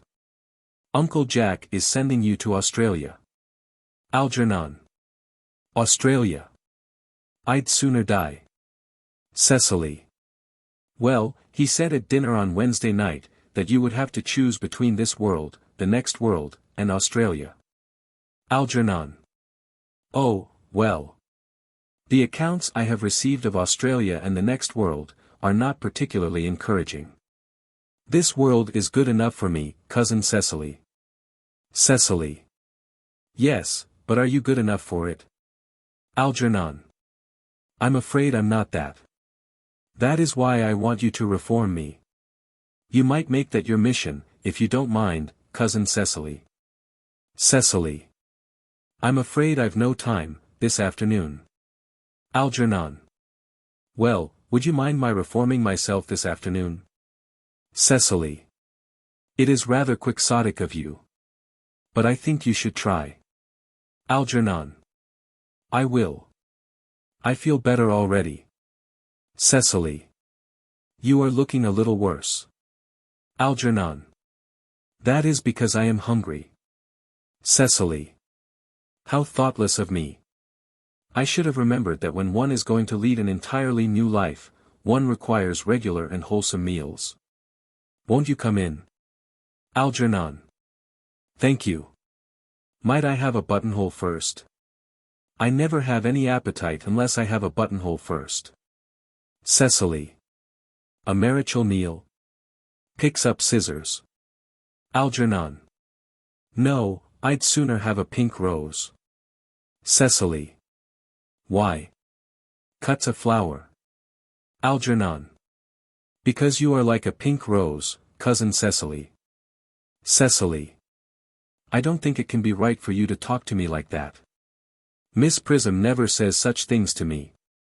Algernon. Then Miss Prism is a short-sighted old lady. Cecily puts the rose in his buttonhole. You are the prettiest girl I ever saw. Cecily. Miss Prism says that all good looks are a snare. Algernon. They are a snare that every sensible man would like to be caught in. Cecily. Oh, I don't think I would care to catch a sensible man. I shouldn't know what to talk to him about. They pass into the house. Miss Prism and Dr. Chasuble return. Miss Prism. You are too much alone, dear Dr. Chasuble. You should get married. A misanthrope I can understand, a womanthrope, never. Chasuble. With a scholar's shudder. Believe me, I do not deserve so neologistic a phrase. The precept as well as the practice of the primitive church was distinctly against matrimony. Miss Prism. Sententiously. That is obviously the reason why the primitive church has not lasted up to the present day. And you do not seem to realize, dear doctor, that by persistently remaining single, a man converts himself into a permanent public temptation. Men should be more careful, this very celibacy leads weaker vessels astray. Chasuble. But is a man not equally attractive when married? Miss Prism. No married man is ever attractive except to his wife. Chasuble. And often, I've been told, not even to her. Miss Prism. That depends on the intellectual sympathies of the woman. Maturity can always be depended on. Ripeness can be trusted. Young women are green. Dr. Chasuble starts. I spoke horticulturally. My metaphor was drawn from fruits. But where is Cecily? Chasuble. Perhaps she followed us to the schools. Enter Jack slowly from the back of the garden. He is dressed in the deepest mourning, with crape hatband and black gloves. Miss Prism. Mr. Worthing. Chasuble. Mr. Worthing. Miss Prism. This is indeed a surprise. We did not look for you till Monday afternoon. Jack. Shakes Miss Prism's hand in a tragic manner. I have returned sooner than I expected. Dr. Chasuble, I hope you are well. Chasuble. Dear Mr.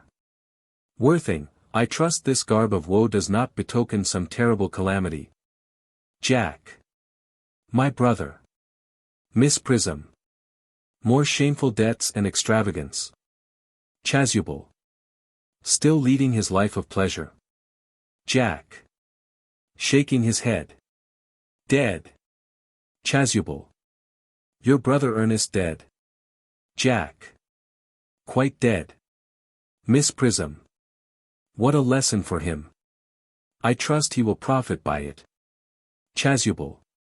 Mr. Worthing, I offer you my sincere condolence. You have at least the consolation of knowing that you were always the most generous and forgiving of brothers. Jack. Poor Ernest. He had many faults, but it is a sad, sad blow. Chasuble. Very sad indeed. Were you with him at the end? Jack. No. He died abroad, in Paris, in fact. I had a telegram last night from the manager of the Grand Hotel. Chasuble. Was the cause of death mentioned? Jack. A severe chill, it seems. Miss Prism. As a man sows, so shall he reap. Chasuble. Raising his hand. Charity, dear Miss Prism, charity. None of us are perfect. I myself am peculiarly susceptible to drafts. Will the interment take place here? Jack. No. He seems to have expressed a desire to be buried in Paris. Chasuble. In Paris. Shakes his head. I fear that hardly points to any very serious state of mind at the last. You would no doubt wish me to make some slight allusion to this tragic domestic affliction next Sunday. Jack presses his hand convulsively. My sermon on the meaning of the manna in the wilderness can be adapted to almost any occasion, joyful, or, as in the present case, distressing. All sigh. I have preached it at harvest celebrations, christenings, confirmations, on days of humiliation and festal days. The last time I delivered it was in the cathedral, as a charity sermon on behalf of the Society for the Prevention of Discontent among the Upper Orders. The bishop, who was present, was much struck by some of the analogies I drew. Jack. Ah. That reminds me, you mentioned christenings I think, Dr. Chasuble. I suppose you know how to christen all right? Dr. Chasuble looks astounded. I mean, of course, you are continually christening, aren't you? Miss Prism. It is, I regret to say, one of the rector's most constant duties in this parish. I have often spoken to the poorer classes on the subject. But they don't seem to know what thrift is. Chasuble. But is there any particular infant in whom you are interested, Mr. Worthing? Your brother was, I believe, unmarried, was he not? Jack. Oh yes. Miss Prism. Bitterly. People who live entirely for pleasure usually are. Jack. But it is not for any child, dear doctor. I am very fond of children. No. The fact is, I would like to be christened myself, this afternoon, if you have nothing better to do. Chasuble. But surely, Mr. Worthing, you have been christened already? Jack. I don't remember anything about it. Chasuble. But have you any grave doubts on the subject? Jack. I certainly intend to have. Of course I don't know if the thing would bother you in any way, or if you think I am a little too old now. Chasuble. Not at all. The sprinkling, and, indeed, the immersion of adults is a perfectly canonical practice. Jack. Immersion. Chasuble. You need have no apprehensions. Sprinkling is all that is necessary, or indeed I think advisable. Our weather is so changeable. At what hour would you wish the ceremony performed? Jack. Oh, I might trot round about 5 if that would suit you. Chasuble. Perfectly, perfectly. In fact I have 2 similar ceremonies to perform at that time. A case of twins that occurred recently in one of the outlying cottages on your own estate. Poor Jenkins the carter, a most hard-working man. Jack. Oh. I don't see much fun in being christened along with other babies. It would be childish. Would 5:30 do? Chasuble. Admirably. Admirably. Takes out watch. And now, dear Mr. Worthing, I will not intrude any longer into a house of sorrow. I would merely beg you not to be too much bowed down by grief. What seem to us bitter trials are often blessings in disguise. Miss Prism. This seems to me a blessing of an extremely obvious kind. Enter Cecily from the house. Cecily. Uncle Jack. Oh, I am pleased to see you back. But what horrid clothes you have got on. Do go and change them. Miss Prism. Cecily. Chasuble. My child. My child. Cecily goes towards Jack, he kisses her brow in a melancholy manner. Cecily. What is the matter, Uncle Jack? Do look happy. You look as if you had toothache, and I have got such a surprise for you. Who do you think is in the dining room? Your brother. Jack. Who? Cecily. Your brother Ernest. He arrived about half an hour ago. Jack. What nonsense. I haven't got a brother. Cecily. Oh, don't say that. However badly he may have behaved to you in the past, he is still your brother. You couldn't be so heartless as to disown him. I'll tell him to come out. And you will shake hands with him, won't you, Uncle Jack? Runs back into the house. Chasuble. These are very joyful tidings. Miss Prism. After we had all been resigned to his loss, his sudden return seems to me peculiarly distressing. Jack. My brother is in the dining room?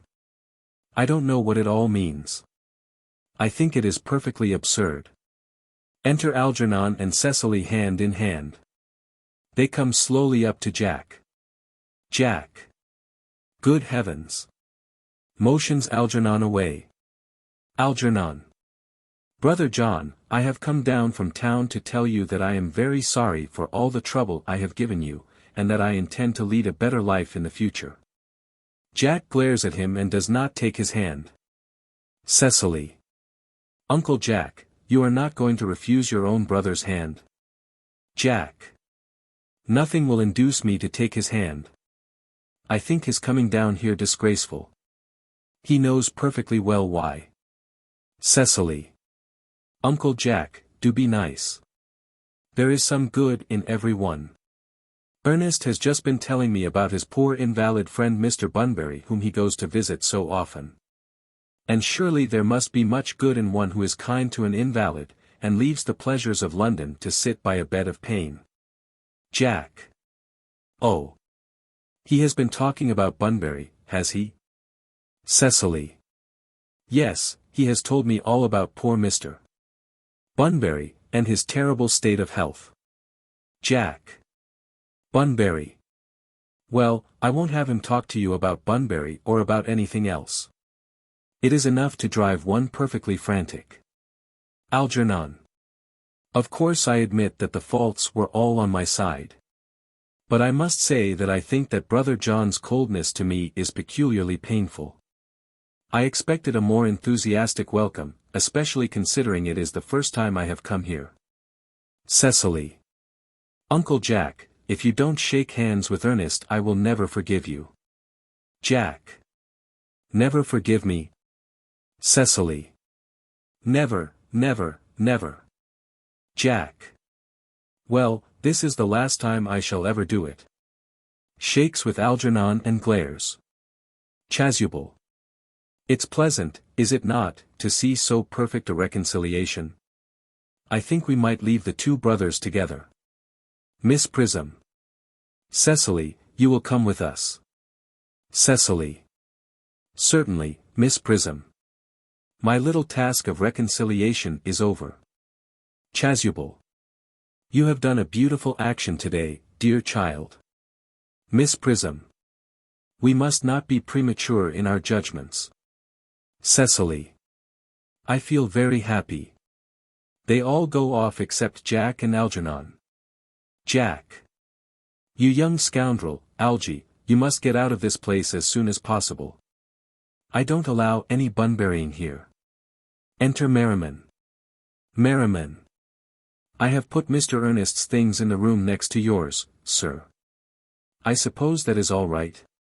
Jack. What? Merriman. Mr.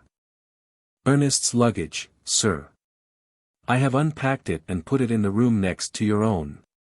Jack. His luggage? Merriman. Yes, sir. 3 portmanteaus, a dressing case, 2 hat boxes, and a large luncheon basket. Algernon. I am afraid I can't stay more than a week this time. Jack. Merriman, order the dog cart at once. Mr. Ernest has been suddenly called back to town. Merriman. Yes, sir. Goes back into the house. Algernon. What a fearful liar you are, Jack. I have not been called back to town at all. Jack. Yes, you have. Algernon. I haven't heard anyone call me. Jack. Your duty as a gentleman calls you back. Algernon. My duty as a gentleman has never interfered with my pleasures in the smallest degree. Jack. I can quite understand that. Algernon. Well, Cecily is a darling. Jack. You are not to talk of Miss Cardew like that. I don't like it. Algernon. Well, I don't like your clothes. You look perfectly ridiculous in them. Why on earth don't you go up and change?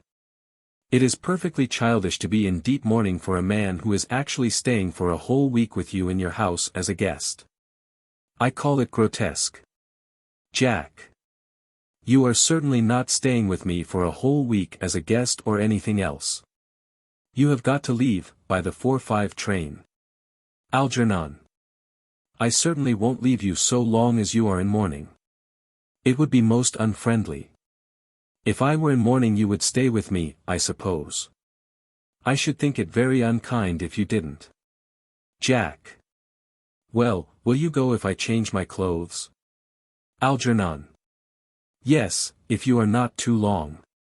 I never saw anybody take so long to dress, and with such little result. Jack. Well, at any rate, that is better than being always overdressed as you are. Algernon.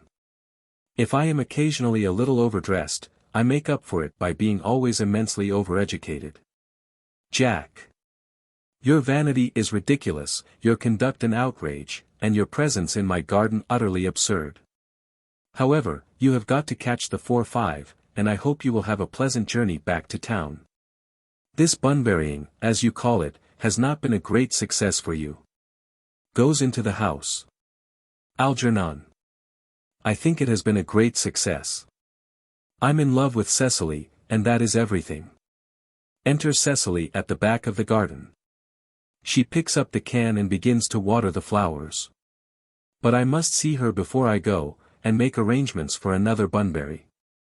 Ah, there she is. Cecily. Oh, I merely came back to water the roses. I thought you were with Uncle Jack. Algernon. He's gone to order the dog-cart for me. Cecily.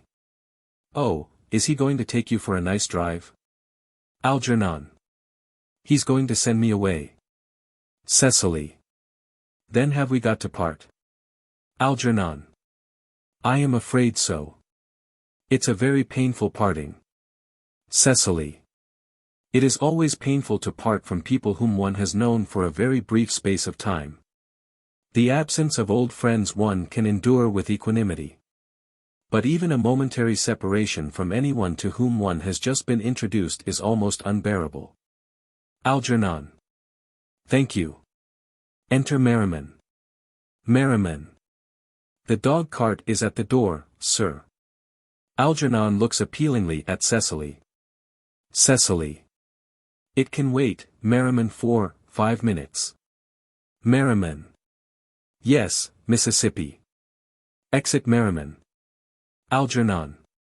I hope, Cecily, I shall not offend you if I state quite frankly and openly that you seem to me to be in every way the visible personification of absolute perfection.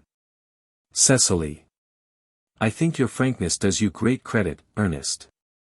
If you will allow me, I will copy your remarks into my diary. Goes over to table and begins writing in diary. Algernon. Do you really keep a diary? I'd give anything to look at it. May I? Cecily. Oh no. Puts her hand over it. You see, it is simply a very young girl's record of her own thoughts and impressions, and consequently meant for publication. When it appears in volume form I hope you will order a copy. But pray, Ernest, don't stop. I delight in taking down from dictation. I have reached absolute perfection. You can go on. I am quite ready for more. Algernon. Somewhat taken aback. Ahem. Ahem. Cecily. Oh, don't cough, Ernest. When one is dictating one should speak fluently and not cough. Besides, I don't know how to spell a cough. Writes as Algernon speaks. Algernon. Speaking very rapidly. Cecily, ever since I first looked upon your wonderful and incomparable beauty, I have dared to love you wildly, passionately, devotedly, hopelessly. Cecily. I don't think that you should tell me that you love me wildly, passionately, devotedly, hopelessly. Hopelessly doesn't seem to make much sense, does it? Algernon. Cecily. Enter Merriman. Merriman. The dog-cart is waiting, sir. Algernon. Tell it to come round next week, at the same hour. Merriman. Looks at Cecily, who makes no sign. Yes, sir. Merriman retires. Cecily. Uncle Jack would be very much annoyed if he knew you were staying on till next week, at the same hour. Algernon. Oh, I don't care about Jack. I don't care for anybody in the whole world but you. I love you, Cecily. You will marry me, won't you? Cecily. You silly boy. Of course. Why, we have been engaged for the last 3 months. Algernon. For the last 3 months. Cecily. Yes, it will be exactly 3 months on Thursday. Algernon. But how did we become engaged? Cecily. Well, ever since dear Uncle Jack first confessed to us that he had a younger brother who was very wicked and bad, you of course have formed the chief topic of conversation between myself and Miss Prism. And of course a man who is much talked about is always very attractive. One feels there must be something in him, after all. I dare say it was foolish of me, but I fell in love with you, Ernest. Algernon. Darling. And when was the engagement actually settled? Cecily. On the 14th of February last. Worn out by your entire ignorance of my existence, I determined to end the matter one way or the other, and after a long struggle with myself I accepted you under this dear old tree here. The next day I bought this little ring in your name, and this is the little bangle with the true lover's knot I promised you always to wear. Algernon. Did I give you this? It's very pretty, isn't it? Cecily. Yes, you've wonderfully good taste, Ernest. It's the excuse I've always given for your leading such a bad life. And this is the box in which I keep all your dear letters. Kneels at table, opens box, and produces letters tied up with blue ribbon. Algernon. My letters. But, my own sweet Cecily, I have never written you any letters. Cecily. You need hardly remind me of that, Ernest. I remember only too well that I was forced to write your letters for you. I wrote always 3 times a week, and sometimes oftener. Algernon. Oh, do let me read them, Cecily. Cecily. Oh, I couldn't possibly. They would make you far too conceited. Replaces box. The 3 you wrote me after I had broken off the engagement are so beautiful, and so badly spelled, that even now I can hardly read them without crying a little. Algernon. But was our engagement ever broken off? Cecily. Of course it was. On the 22nd of last March. You can see the entry if you like. Show's diary. Today I broke off my engagement with Ernest. I feel it is better to do so. The weather still continues charming. Algernon. But why on earth did you break it off? What had I done? I had done nothing at all.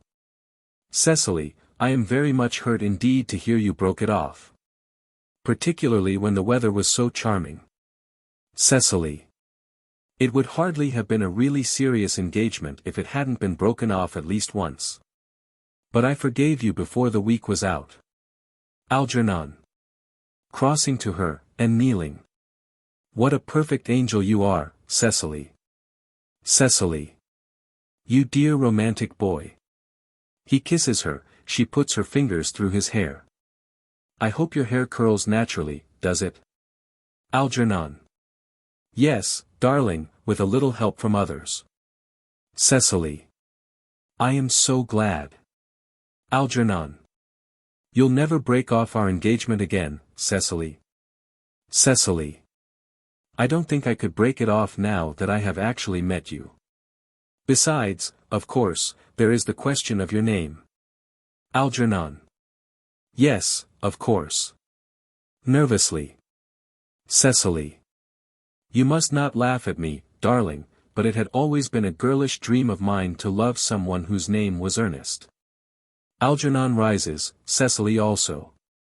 There is something in that name that seems to inspire absolute confidence.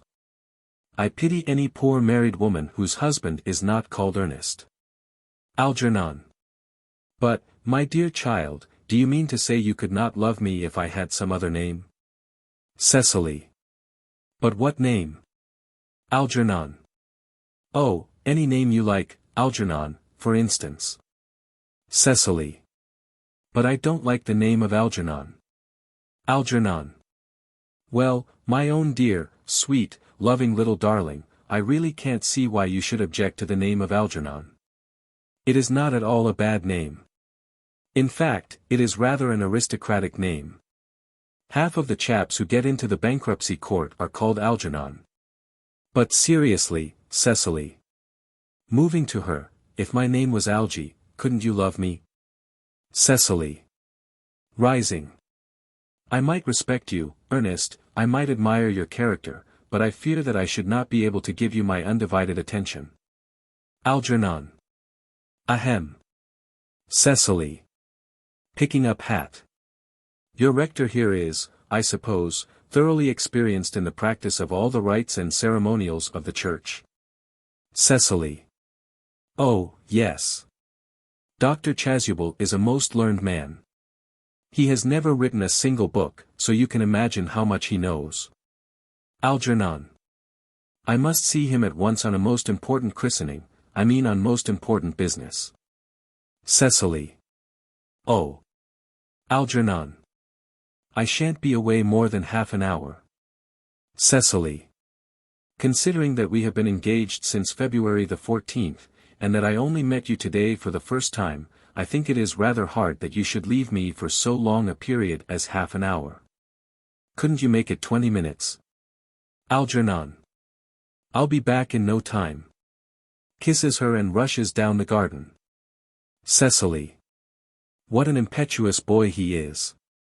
I like his hair so much. I must enter his proposal in my diary. Enter Merriman. Merriman. A Miss Fairfax has just called to see Mr. Worthing. On very important business, Miss Fairfax states. Cecily. Isn't Mr. Worthing in his library? Merriman. Mr. Worthing went over in the direction of the rectory some time ago. Cecily. Pray ask the lady to come out here, Mr. Worthing is sure to be back soon. And you can bring tea.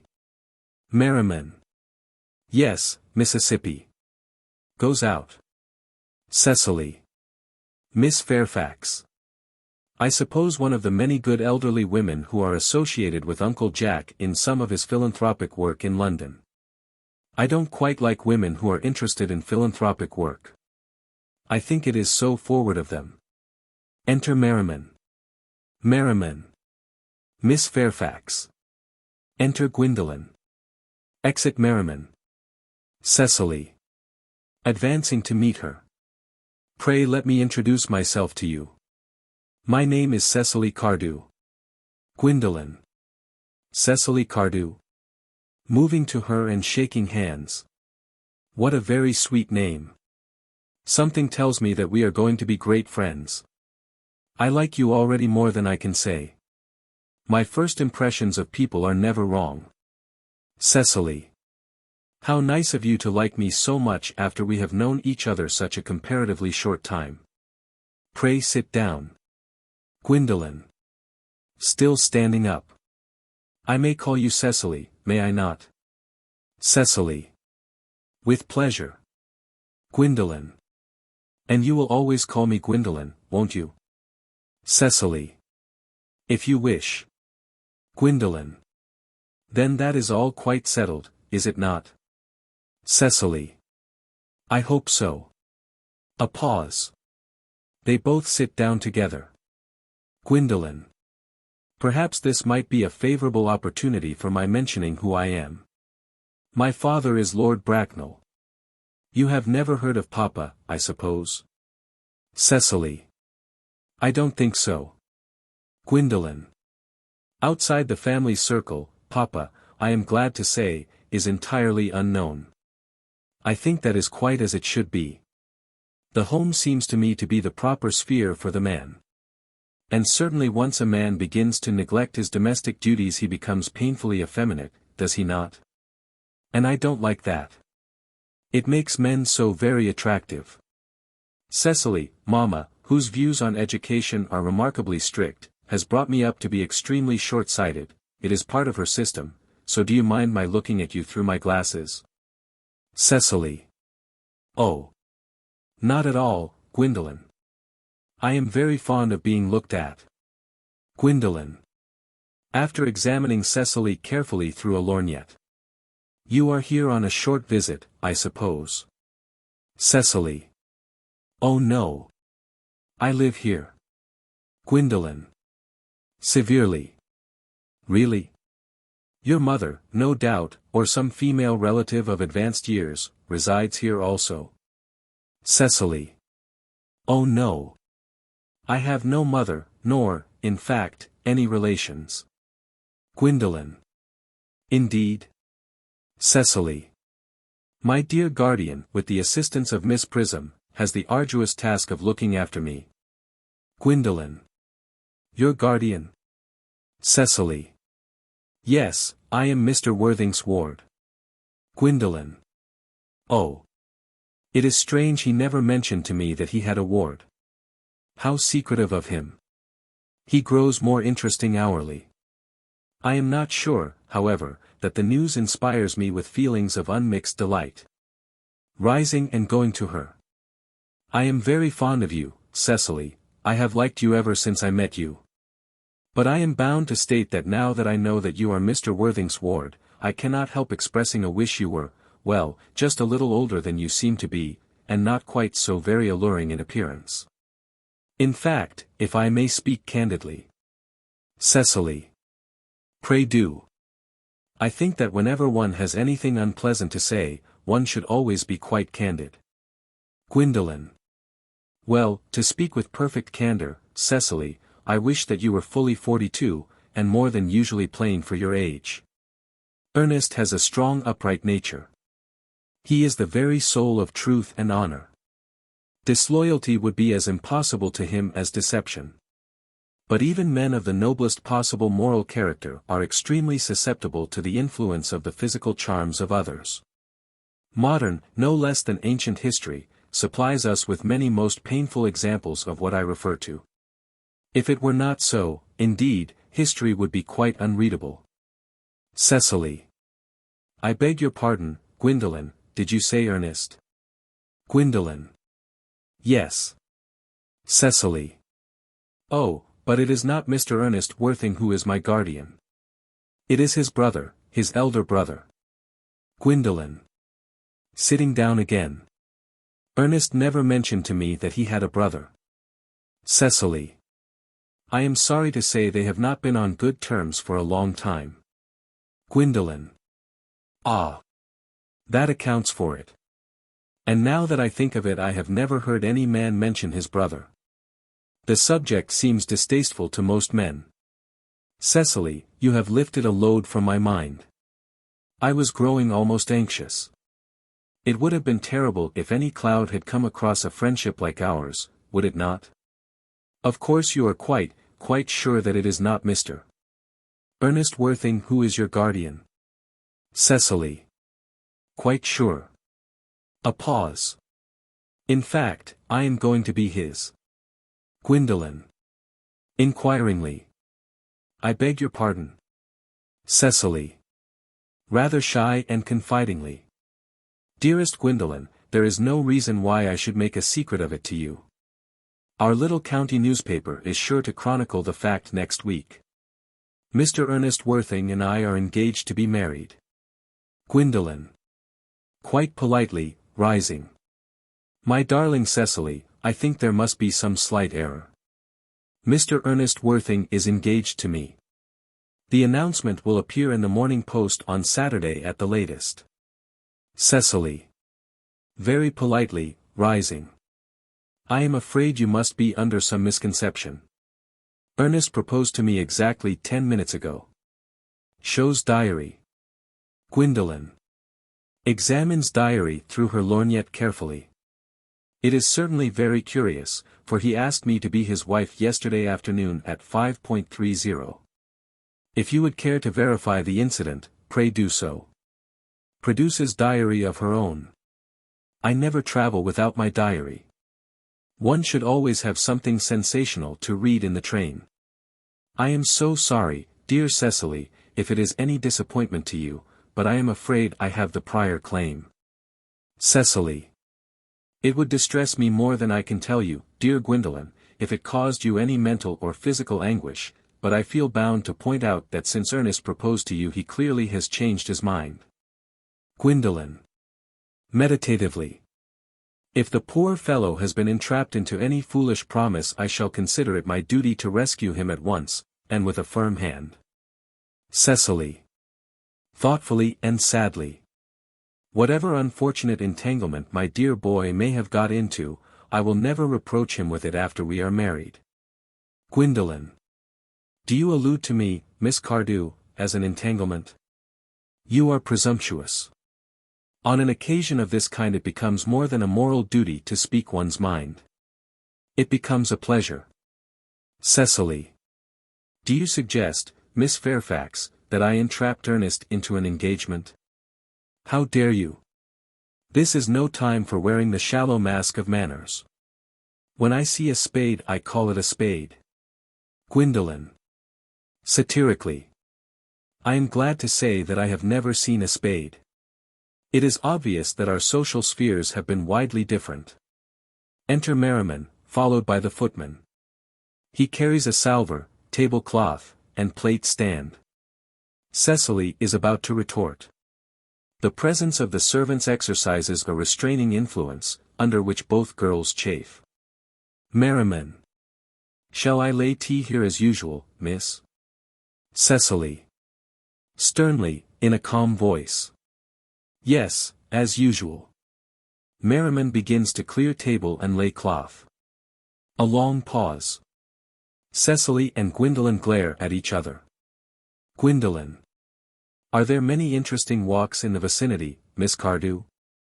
Cecily. Oh. Yes. A great many. From the top of one of the hills quite close one can see 5 counties.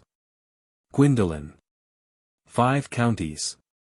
I don't think I should like that, I hate crowds. Cecily. Sweetly. I suppose that is why you live in town. Gwendolen bites her lip, and beats her foot nervously with her parasol. Gwendolen. Looking round. Quite a well-kept garden this is, Miss Cardew. Cecily. So glad you like it, Miss Fairfax. Gwendolen. I had no idea there were any flowers in the country. Cecily. Oh, flowers are as common here, Miss Fairfax, as people are in London. Gwendolen. Personally I cannot understand how anybody manages to exist in the country, if anybody who is anybody does. The country always bores me to death. Cecily. Ah. This is what the newspapers call agricultural depression, is it not? I believe the aristocracy are suffering very much from it just at present. It is almost an epidemic amongst them, I have been told. May I offer you some tea, Miss Fairfax? Gwendolen. With elaborate politeness. Thank you. Aside. Detestable girl. But I require tea. Cecily. Sweetly. Sugar. Gwendolen. Superciliously. No, thank you. Sugar is not fashionable any more. Cecily looks angrily at her, takes up the tongs and puts 4 lumps of sugar into the cup. Cecily. Severely. Cake or bread and butter? Gwendolen. In a bored manner. Bread and butter, please. Cake is rarely seen at the best houses nowadays. Cecily. Cuts a very large slice of cake, and puts it on the tray. Hand that to Miss Fairfax. Merriman does so, and goes out with footman. Gwendolen drinks the tea and makes a grimace. Puts down cup at once, reaches out her hand to the bread and butter, looks at it, and finds it is cake. Rises in indignation. Gwendolen. You have filled my tea with lumps of sugar, and though I asked most distinctly for bread and butter, you have given me cake. I am known for the gentleness of my disposition, and the extraordinary sweetness of my nature, but I warn you, Miss Cardew, you may go too far. Cecily. Rising. To save my poor, innocent, trusting boy from the machinations of any other girl there are no lengths to which I would not go. Gwendolen. From the moment I saw you I distrusted you. I felt that you were false and deceitful. I am never deceived in such matters. My first impressions of people are invariably right. Cecily. It seems to me, Miss Fairfax, that I am trespassing on your valuable time. No doubt you have many other calls of a similar character to make in the neighborhood. Enter Jack. Gwendolen. Catching sight of him. Ernest. My own Ernest. Jack. Gwendolen. Darling.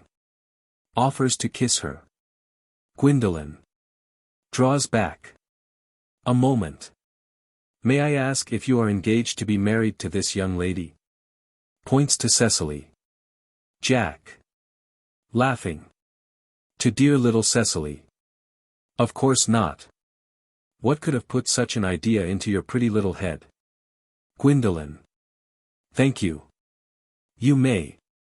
Offers her cheek. Cecily. Very sweetly. I knew there must be some misunderstanding, Miss Fairfax. The gentleman whose arm is at present round your waist is my guardian, Mr. John Worthing. Gwendolen. I beg your pardon. Cecily. This is Uncle Jack. Gwendolen. Receding. Jack. Oh. Enter Algernon. Cecily. Here is Ernest. Algernon. Goes straight over to Cecily without noticing anyone else.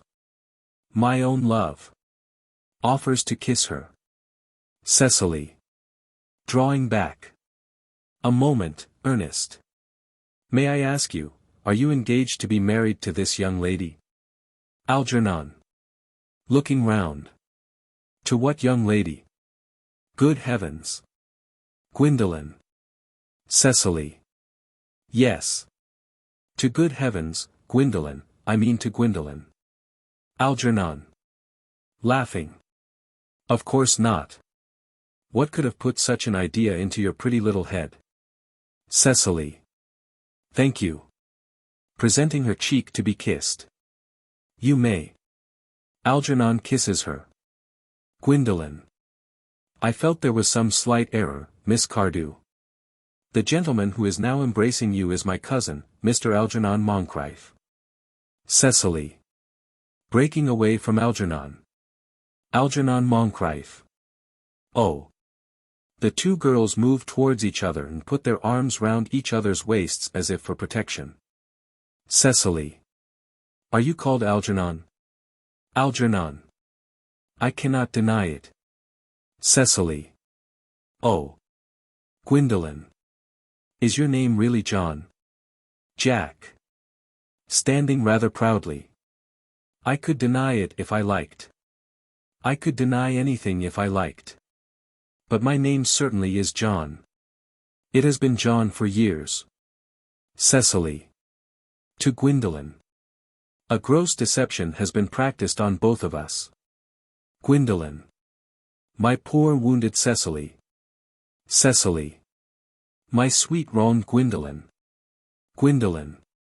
Slowly and seriously. You will call me sister, will you not? They embrace. Jack and Algernon groan and walk up and down. Cecily. Rather brightly. There is just one question I would like to be allowed to ask my guardian. Gwendolen. An admirable idea. Mr. Worthing, there is just one question I would like to be permitted to put to you. Where is your brother Ernest? We are both engaged to be married to your brother Ernest, so it is a matter of some importance to us to know where your brother Ernest is at present. Jack. Slowly and hesitatingly. Gwendolen, Cecily, it is very painful for me to be forced to speak the truth. It is the first time in my life that I have ever been reduced to such a painful position, and I am really quite inexperienced in doing anything of the kind. However, I will tell you quite frankly that I have no brother Ernest. I have no brother at all. I never had a brother in my life, and I certainly have not the smallest intention of ever having one in the future. Cecily. Surprised. No brother at all. Jack. Cheerily. None. Gwendolen. Severely. Had you never a brother of any kind? Jack. Pleasantly. Never. Not even of an kind. Gwendolen. I am afraid it is quite clear, Cecily, that neither of us is engaged to be married to any one. Cecily. It is not a very pleasant position for a young girl suddenly to find herself in. Is it? Gwendolen. Let us go into the house. They will hardly venture to come after us there. Cecily. No, men are so cowardly, aren't they? They retire into the house with scornful looks. Jack. This ghastly state of things is what you call Bunburying, I suppose.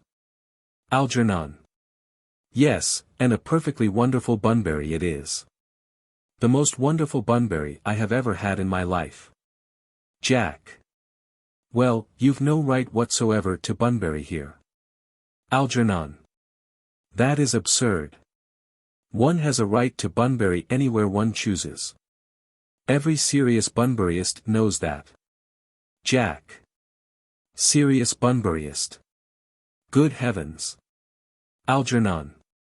Well, one must be serious about something, if one wants to have any amusement in life. I happen to be serious about Bunburying. What on earth you are serious about I haven't got the remotest idea. About everything, I should fancy. You have such an absolutely trivial nature. Jack. Well, the only small satisfaction I have in the whole of this wretched business is that your friend Bunbury is quite exploded. You won't be able to run down to the country quite so often as you used to do, dear Algy.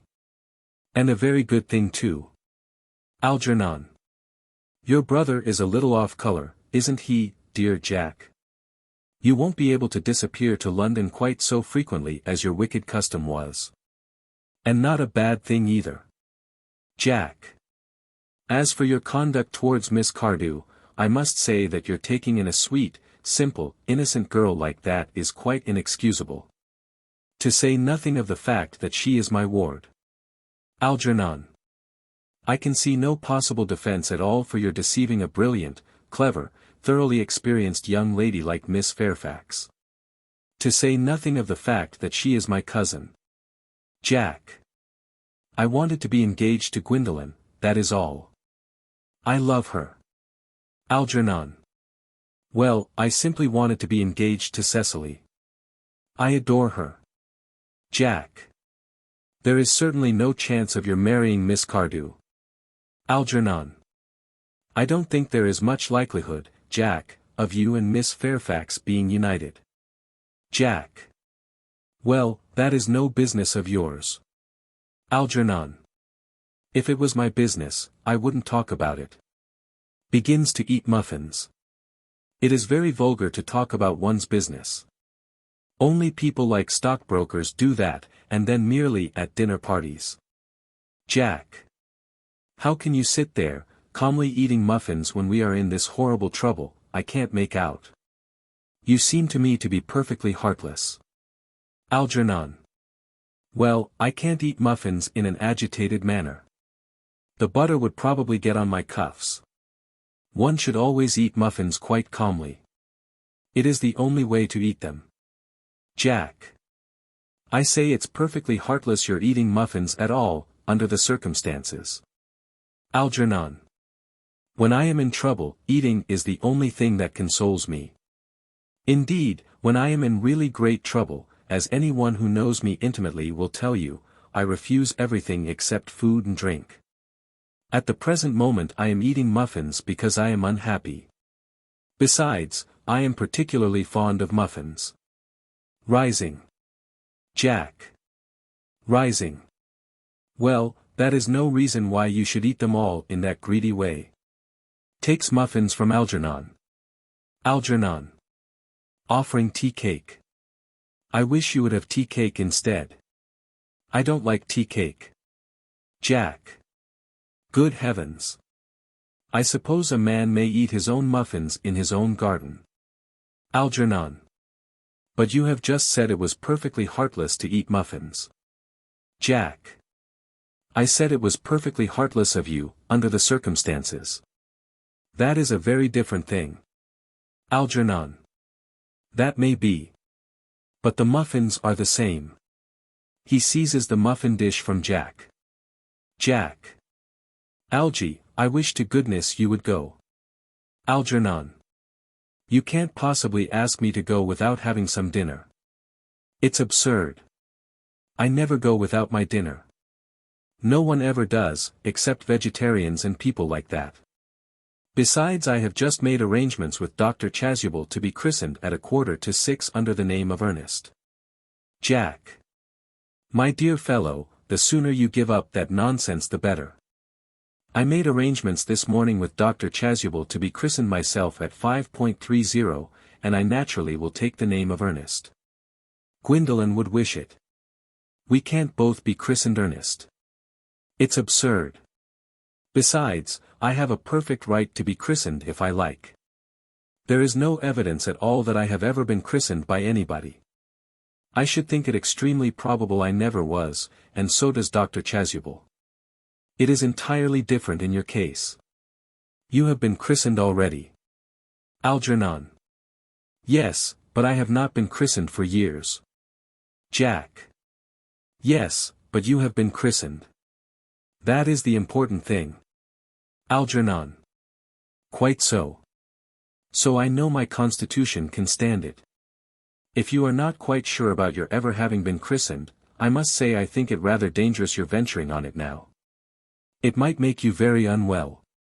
You can hardly have forgotten that someone very closely connected with you was very nearly carried off this week in Paris by a severe chill. Jack. Yes, but you said yourself that a severe chill was not hereditary. Algernon.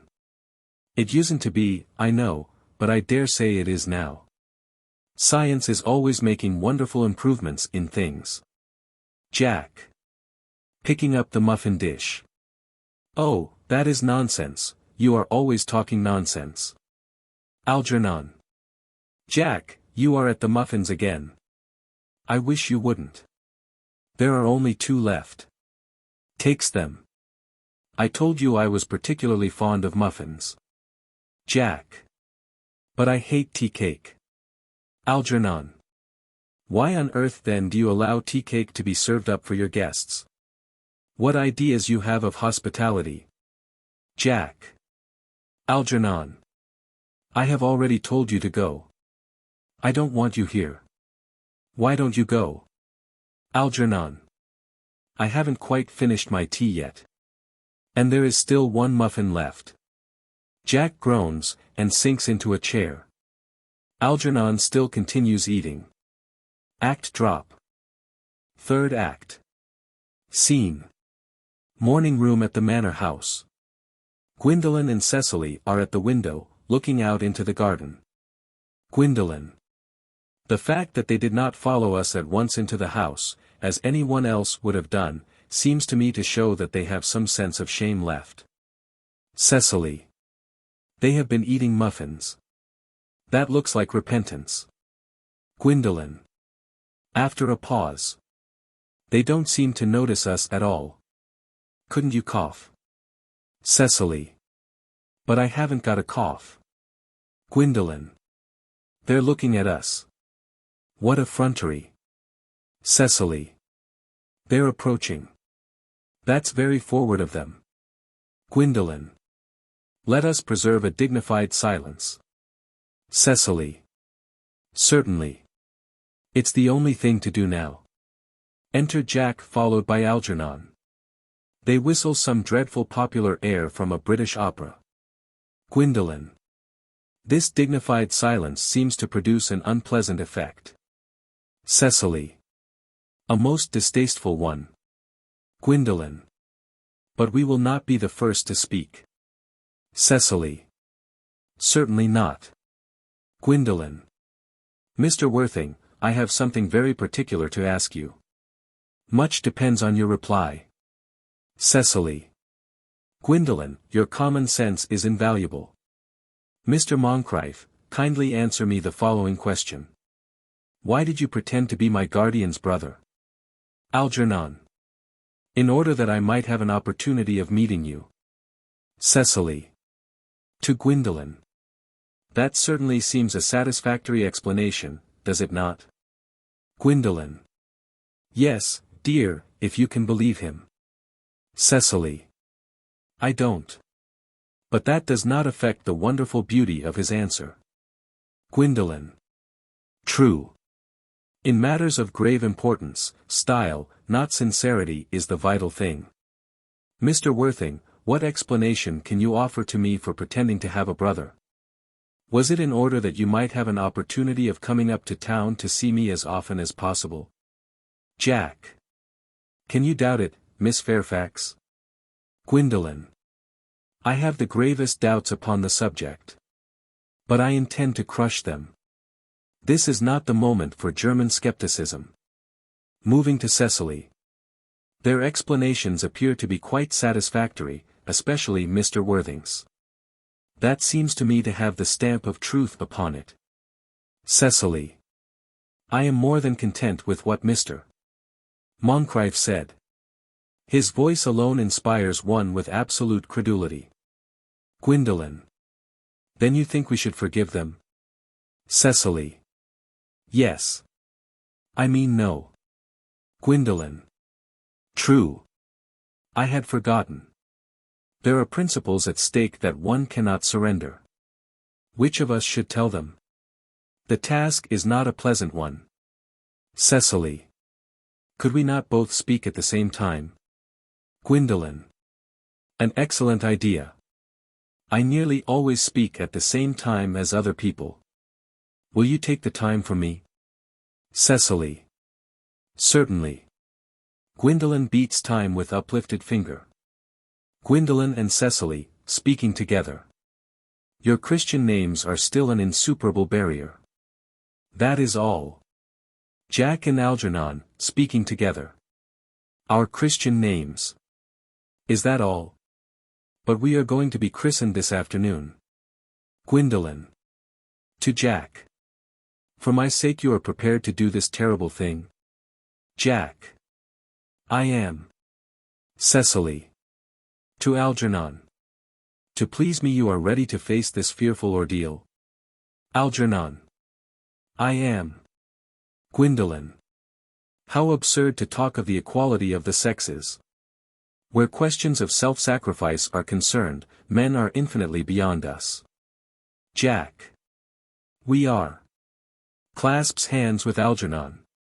Cecily. They have moments of physical courage of which we women know absolutely nothing. Gwendolen. To Jack. Darling.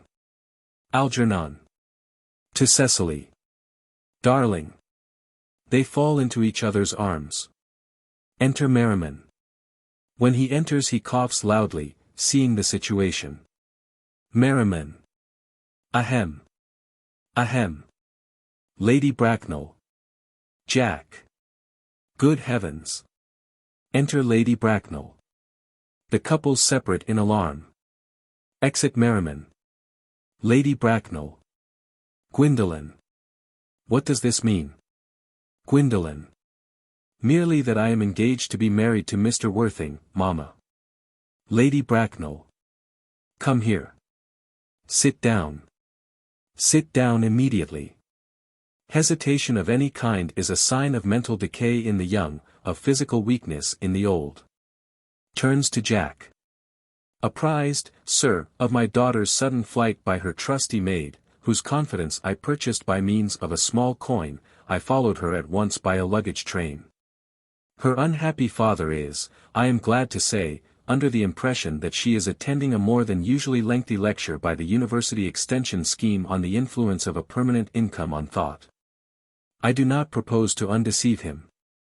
Indeed, I have never undeceived him on any question. I would consider it wrong. But of course, you will clearly understand that all communication between yourself and my daughter must cease immediately from this moment. On this point, as indeed on all points, I am firm. Jack. I am engaged to be married to Gwendolen Lady Bracknell. Lady Bracknell. You are nothing of the kind, sir. And now, as regards Algernon. Algernon. Algernon. Yes, Aunt Augusta. Lady Bracknell. May I ask if it is in this house that your invalid friend Mr. Bunbury resides? Algernon. Stammering. Oh. No. Bunbury doesn't live here. Bunbury is somewhere else at present. In fact, Bunbury is dead. Lady Bracknell. Dead. When did Mr. Bunbury die? His death must have been extremely sudden. Algernon. Airily. Oh. I killed Bunbury this afternoon. I mean poor Bunbury died this afternoon. Lady Bracknell. What did he die of? Algernon. Bunbury? Oh, he was quite exploded. Lady Bracknell. Exploded. Was he the victim of a revolutionary outrage? I was not aware that Mr. Bunbury was interested in social legislation. If so, he is well punished for his morbidity. Algernon. My dear Aunt Augusta, I mean he was found out. The doctors found out that Bunbury could not live, that is what I mean, so Bunbury died. Lady Bracknell. He seems to have had great confidence in the opinion of his physicians. I am glad, however, that he made up his mind at the last to some definite course of action, and acted under proper medical advice. And now that we have finally got rid of this Mr. Bunbury, may I ask, Mr. Worthing, who is that young person whose hand my nephew Algernon is now holding in what seems to me a peculiarly unnecessary manner? Jack. That lady is Miss Cecily Cardew, my ward. Lady Bracknell bows coldly to Cecily. Algernon. I am engaged to be married to Cecily, Aunt Augusta. Lady Bracknell. I beg your pardon. Cecily. Mr. Moncrieff and I are engaged to be married, Lady Bracknell. Lady Bracknell. With a shiver, crossing to the sofa and sitting down. I do not know whether there is anything peculiarly exciting in the air of this particular part of Hertfordshire. But the number of engagements that go on seems to me considerably above the proper average that statistics have laid down for our guidance. I think some preliminary inquiry on my part would not be out of place. Mr. Worthing, is Miss Cardew at all connected with any of the larger railway stations in London? I merely desire information. Until yesterday I had no idea that there were any families or persons whose origin was a terminus. Jack looks perfectly furious, but restrains himself. Jack. In a clear, cold voice. Miss Cardew is the granddaughter of the late Mr. Thomas Cardew of 149, Belgrave Square, SW, Gervais Park, Dorking, Surrey, and the Sporran, Fifeshire, NB. Lady Bracknell. That sounds not unsatisfactory. 3 addresses always inspire confidence, even in tradesmen. But what proof have I of their authenticity? Jack. I have carefully preserved the court guides of the period. They are open to your inspection, Lady Bracknell. Lady Bracknell. Grimly. I have known strange errors in that publication. Jack. Miss Cardew's family solicitors are Messrs. Markby, and Markby. Lady Bracknell. Markby, and Markby. A firm of the very highest position in their profession. Indeed, I am told that one of the Mr.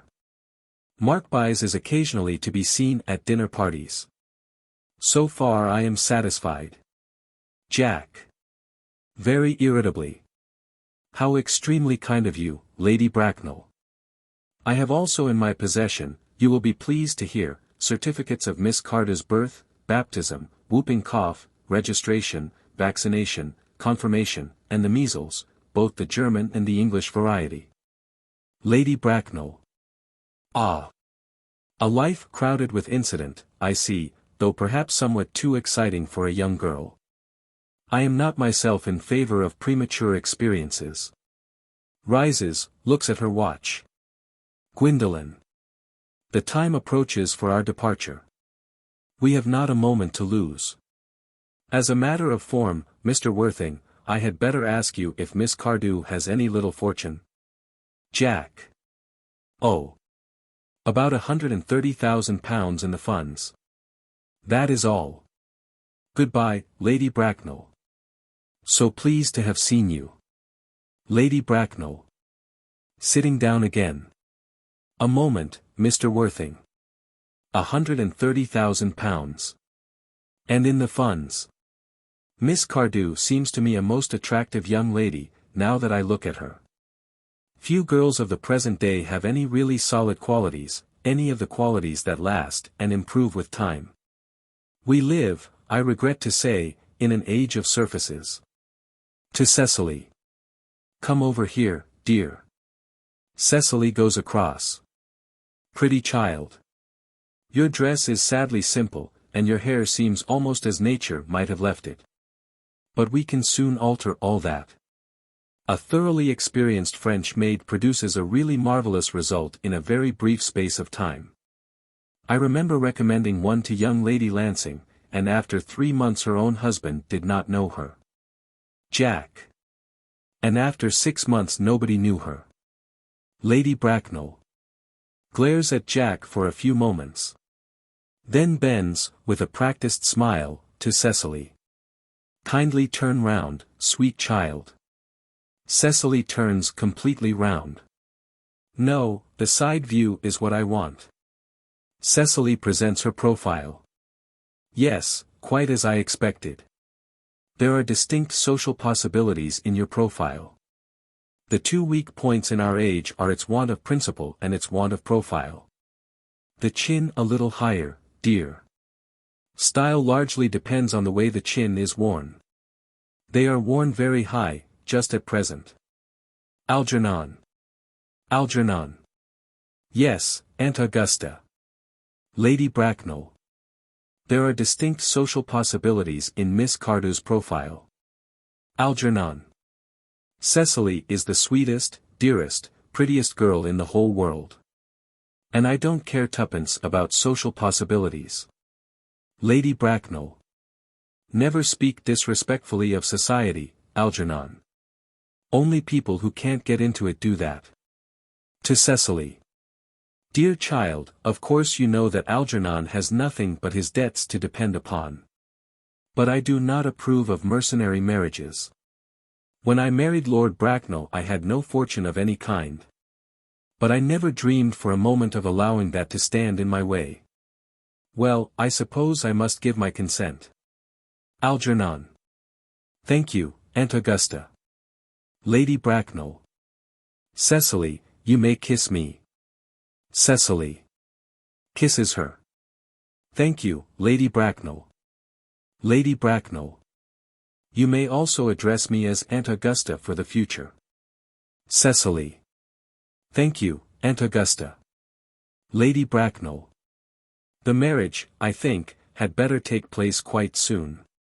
Algernon. Thank you, Aunt Augusta. Cecily. Thank you, Aunt Augusta.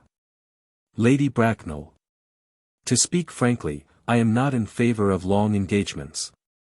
They give people the opportunity of finding out each other's character before marriage, which I think is never advisable.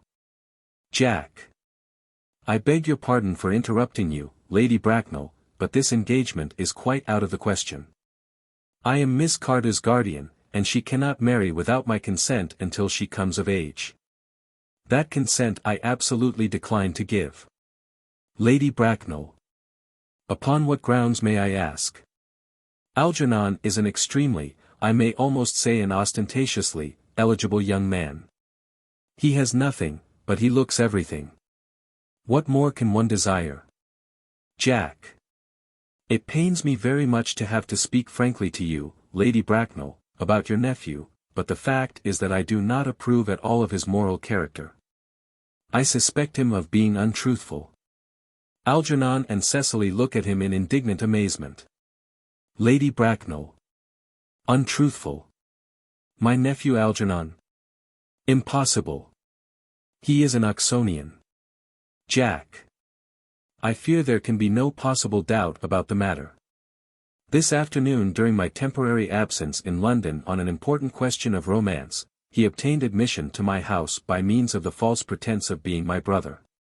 Under an assumed name he drank, I've just been informed by my butler, an entire pint bottle of my Perrier Jouet, Brut, 89, wine I was specially reserving for myself.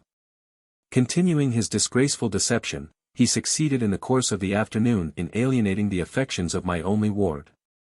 He subsequently stayed to tea, and devoured every single muffin. And what makes his conduct all the more heartless is, that he was perfectly well aware from the first that I have no brother, that I never had a brother, and that I don't intend to have a brother, not even of any kind. I distinctly told him so myself yesterday afternoon. Lady Bracknell. Ahem. Mr. Worthing, after careful consideration I have decided entirely to overlook my nephew's conduct to you. Jack. That is very generous of you, Lady Bracknell. My own decision, however, is unalterable. I decline to give my consent. Lady Bracknell. To Cecily. Come here, sweet child. Cecily goes over. How old are you, dear? Cecily. Well, I am really only 18, but I always admit to 20 when I go to evening parties. Lady Bracknell. You are perfectly right in making some slight alteration. Indeed, no woman should ever be quite accurate about her age. It looks so calculating. In a meditative manner. 18, but admitting to 20 at evening parties. Well, it will not be very long before you are of age and free from the restraints of tutelage. So I don't think your guardian's consent is, after all, a matter of any importance. Jack. Pray excuse me, Lady Bracknell, for interrupting you again, but it is only fair to tell you that according to the terms of her grandfather's will Miss Cardew does not come legally of age till she is 35. Lady Bracknell. That does not seem to me to be a grave objection. 35 is a very attractive age. London society is full of women of the very highest birth who have, of their own free choice, remained 35 for years. Lady Dumbleton is an instance in point. To my own knowledge she has been 35 ever since she arrived at the age of 40, which was many years ago now. I see no reason why our dear Cecily should not be even still more attractive at the age you mentioned than she is at present. There will be a large accumulation of property. Cecily. Algy, could you wait for me till I was 35? Algernon. Of course I could, Cecily. You know I could. Cecily. Yes, I felt it instinctively, but I couldn't wait all that time. I hate waiting even 5 minutes for anybody. It always makes me rather cross. I am not punctual myself, I know, but I do like punctuality in others, and waiting, even to be married, is quite out of the question. Algernon. Then what is to be done, Cecily? Cecily. I don't know, Mr. Moncrieff. Lady Bracknell. My dear Mr. Worthing, as Miss Cardew states positively that she cannot wait till she is 35, a remark which I am bound to say seems to me to show a somewhat impatient nature, I would beg of you to reconsider your decision. Jack. But my dear Lady Bracknell, the matter is entirely in your own hands. The moment you consent to my marriage with Gwendolen, I will most gladly allow your nephew to form an alliance with my ward. Lady Bracknell. Rising and drawing herself up. You must be quite aware that what you propose is out of the question. Jack. Then a passionate celibacy is all that any of us can look forward to. Lady Bracknell. That is not the destiny I propose for Gwendolen. Algernon, of course, can choose for himself. Pulls out her watch. Come, dear, Gwendolen rises, we have already missed 5, if not 6, trains. To miss any more might expose us to comment on the platform. Enter Dr. Chasuble. Chasuble. Everything is quite ready for the christenings. Lady Bracknell. The christenings, sir. Is not that somewhat premature? Chasuble. Looking rather puzzled, and pointing to Jack and Algernon. Both these gentlemen have expressed a desire for immediate baptism. Lady Bracknell. At their age? The idea is grotesque and irreligious. Algernon, I forbid you to be baptized. I will not hear of such excesses. Lord Bracknell would be highly displeased if he learned that that was the way in which you wasted your time and money. Chasuble. Am I to understand then that there are to be no christenings at all this afternoon? Jack. I don't think that, as things are now, it would be of much practical value to either of us, Dr. Chasuble. Chasuble. I am grieved to hear such sentiments from you, Mr. Worthing. They savor of the heretical views of the Anabaptists, views that I have completely refuted in 4 of my unpublished sermons.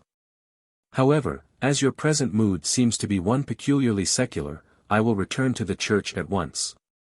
Indeed, I have just been informed by the pew opener that for the last hour and a half Miss Prism has been waiting for me in the vestry.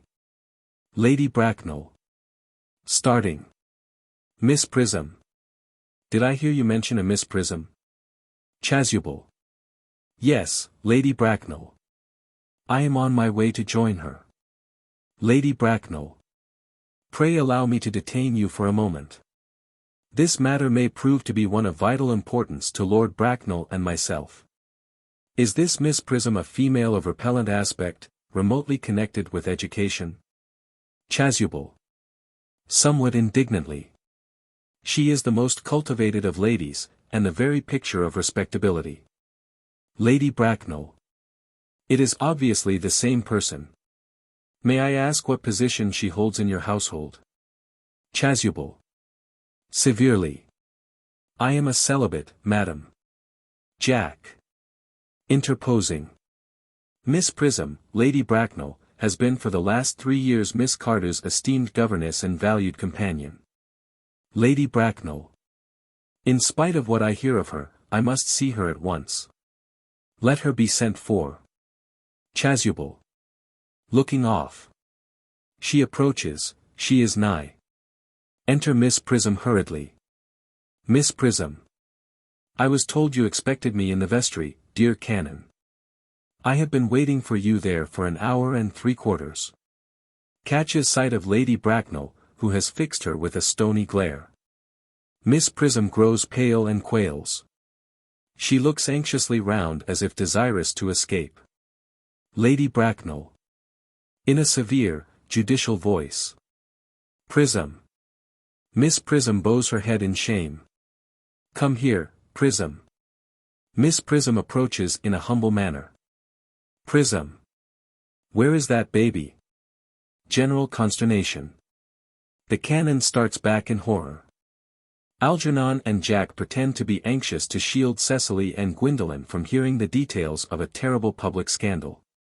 28 years ago, Prism, you left Lord Bracknell's house, number 104, Upper Grosvenor Street, in charge of a perambulator that contained a baby of the male sex. You never returned. A few weeks later, through the elaborate investigations of the Metropolitan Police, the perambulator was discovered at midnight, standing by itself in a remote corner of Bayswater. It contained the manuscript of a 3-volume novel of more than usually revolting sentimentality. Miss Prism starts in involuntary indignation. But the baby was not there. Every one looks at Miss Prism. Prism. Where is that baby? A pause. Miss Prism. Lady Bracknell, I admit with shame that I do not know. I only wish I did. The plain facts of the case are these. On the morning of the day you mention, a day that is forever branded on my memory, I prepared as usual to take the baby out in its perambulator. I had also with me a somewhat old, but capacious handbag in which I had intended to place the manuscript of a work of fiction that I had written during my few unoccupied hours. In a moment of mental abstraction, for which I never can forgive myself, I deposited the manuscript in the bassinet, and placed the baby in the handbag. Jack. Who has been listening attentively? But where did you deposit the handbag? Miss Prism. Do not ask me, Mr. Worthing. Jack. Miss Prism, this is a matter of no small importance to me. I insist on knowing where you deposited the handbag that contained that infant. Miss Prism. I left it in the cloakroom of one of the larger railway stations in London. Jack. What railway station? Miss Prism. Quite crushed. Victoria. The Brighton line. Sinks into a chair. Jack. I must retire to my room for a moment. Gwendolen, wait here for me. Gwendolen. If you are not too long, I will wait here for you all my life. Exit Jack in great excitement. Chasuble. What do you think this means, Lady Bracknell? Lady Bracknell. I dare not even suspect, Dr. Chasuble. I need hardly tell you that in families of high position strange coincidences are not supposed to occur. They are hardly considered the thing. Noises heard overhead as if someone was throwing trunks about. Everyone looks up. Cecily. Uncle Jack seems strangely agitated. Chasuble. Your guardian has a very emotional nature. Lady Bracknell. This noise is extremely unpleasant. It sounds as if he was having an argument. I dislike arguments of any kind. They are always vulgar, and often convincing. Chasuble. Looking up. It has stopped now. The noise is redoubled. Lady Bracknell. I wish he would arrive at some conclusion. Gwendolen. This suspense is terrible. I hope it will last. Enter Jack with a handbag of black leather in his hand. Jack. Rushing over to Miss Prism. Is this the handbag, Miss Prism? Examine it carefully before you speak. The happiness of more than one life depends on your answer. Miss Prism. Calmly. It seems to be mine. Yes, here is the injury it received through the upsetting of a Gower Street omnibus in younger and happier days. Here is the stain on the lining caused by the explosion of a temperance beverage, an incident that occurred at Leamington. And here, on the lock, are my initials. I had forgotten that in an extravagant mood I had had them placed there. The bag is undoubtedly mine. I am delighted to have it so unexpectedly restored to me. It has been a great inconvenience being without it all these years. Jack. In a pathetic voice. Miss Prism, more is restored to you than this handbag. I was the baby you placed in it. Miss Prism. Amazed. You. Jack. Embracing her. Yes, mother. Miss Prism. Recoiling in indignant astonishment. Mr. Worthing. I am unmarried. Jack. Unmarried. I do not deny that is a serious blow. But after all, who has the right to cast a stone against one who has suffered? Cannot repentance wipe out an act of folly? Why should there be one law for men, and another for women? Mother, I forgive you. Tries to embrace her again. Miss Prism. Still more indignant. Mr. Worthing, there is some error. Pointing to Lady Bracknell. There is the lady who can tell you who you really are. Jack. After a pause. Lady Bracknell, I hate to seem inquisitive, but would you kindly inform me who I am? Lady Bracknell. I am afraid that the news I have to give you will not altogether please you. You are the son of my poor sister, Mrs. Moncrieff, and consequently Algernon's elder brother. Jack. Algy's elder brother.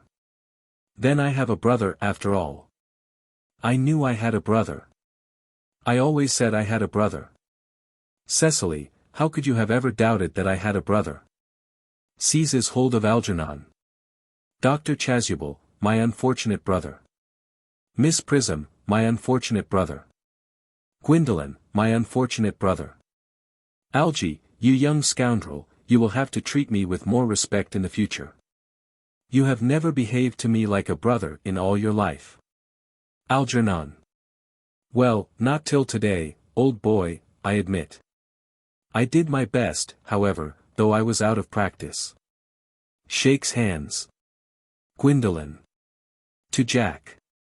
My own. But what own are you? What is your Christian name, now that you have become someone else? Jack. Good heavens. I had quite forgotten that point. Your decision on the subject of my name is irrevocable, I suppose. Gwendolen. I never change, except in my affections. Cecily. What a noble nature you have, Gwendolen. Jack. Then the question had better be cleared up at once. Aunt Augusta, a moment. At the time when Miss Prism left me in the handbag, had I been christened already? Lady Bracknell. Every luxury that money could buy, including christening, had been lavished on you by your fond and doting parents. Jack. Then I was christened. That is settled. Now, what name was I given? Let me know the worst. Lady Bracknell. Being the eldest son, you were naturally christened after your father. Jack. Irritably. Yes, but what was my father's Christian name? Lady Bracknell. Meditatively. I cannot at the present moment recall what the General's Christian name was. But I have no doubt he had one. He was eccentric, I admit. But only in later years. And that was the result of the Indian climate, and marriage, and indigestion, and other things of that kind. Jack. Algy. Can't you recollect what our father's Christian name was? Algernon. My dear boy, we were never even on speaking terms. He died before I was a year old. Jack. His name would appear in the army lists of the period, I suppose, Aunt Augusta. Lady Bracknell. The general was essentially a man of peace, except in his domestic life. But I have no doubt his name would appear in any military directory. Jack. The army lists of the last 40 years are here. These delightful records should have been my constant study. Rushes to bookcase and tears the books out. M. Generals. Maulam, Maxbohm, Magley, what ghastly names they have, Markby, Migsby, Mobbs, Moncrieff. Lieutenant 1840, Captain, Lieutenant Colonel, Colonel, General 1869, Christian names, Ernest John. Puts book very quietly down and speaks quite calmly. I always told you, Gwendolen, my name was Ernest, didn't I? Well, it is Ernest after all. I mean it naturally is Ernest. Lady Bracknell. Yes, I remember now that the general was called Ernest. I knew I had some particular reason for disliking the name. Gwendolen. Ernest. My own Ernest. I felt from the first that you could have no other name. Jack. Gwendolen, it is a terrible thing for a man to find out suddenly that all his life he has been speaking nothing but the truth. Can you forgive me? Gwendolen. I can. For I feel that you are sure to change. Jack. My own one. Chasuble. To Miss Prism. Letitia. Embraces her. Miss Prism. Enthusiastically. Frederick. At last. Algernon. Cecily. Embraces her. At last. Jack. Gwendolen. Embraces her. At last. Lady Bracknell. My nephew, you seem to be displaying signs of triviality. Jack. On the contrary, Aunt Augusta, I've now realized for the first time in my life the vital importance of being earnest. Tableau.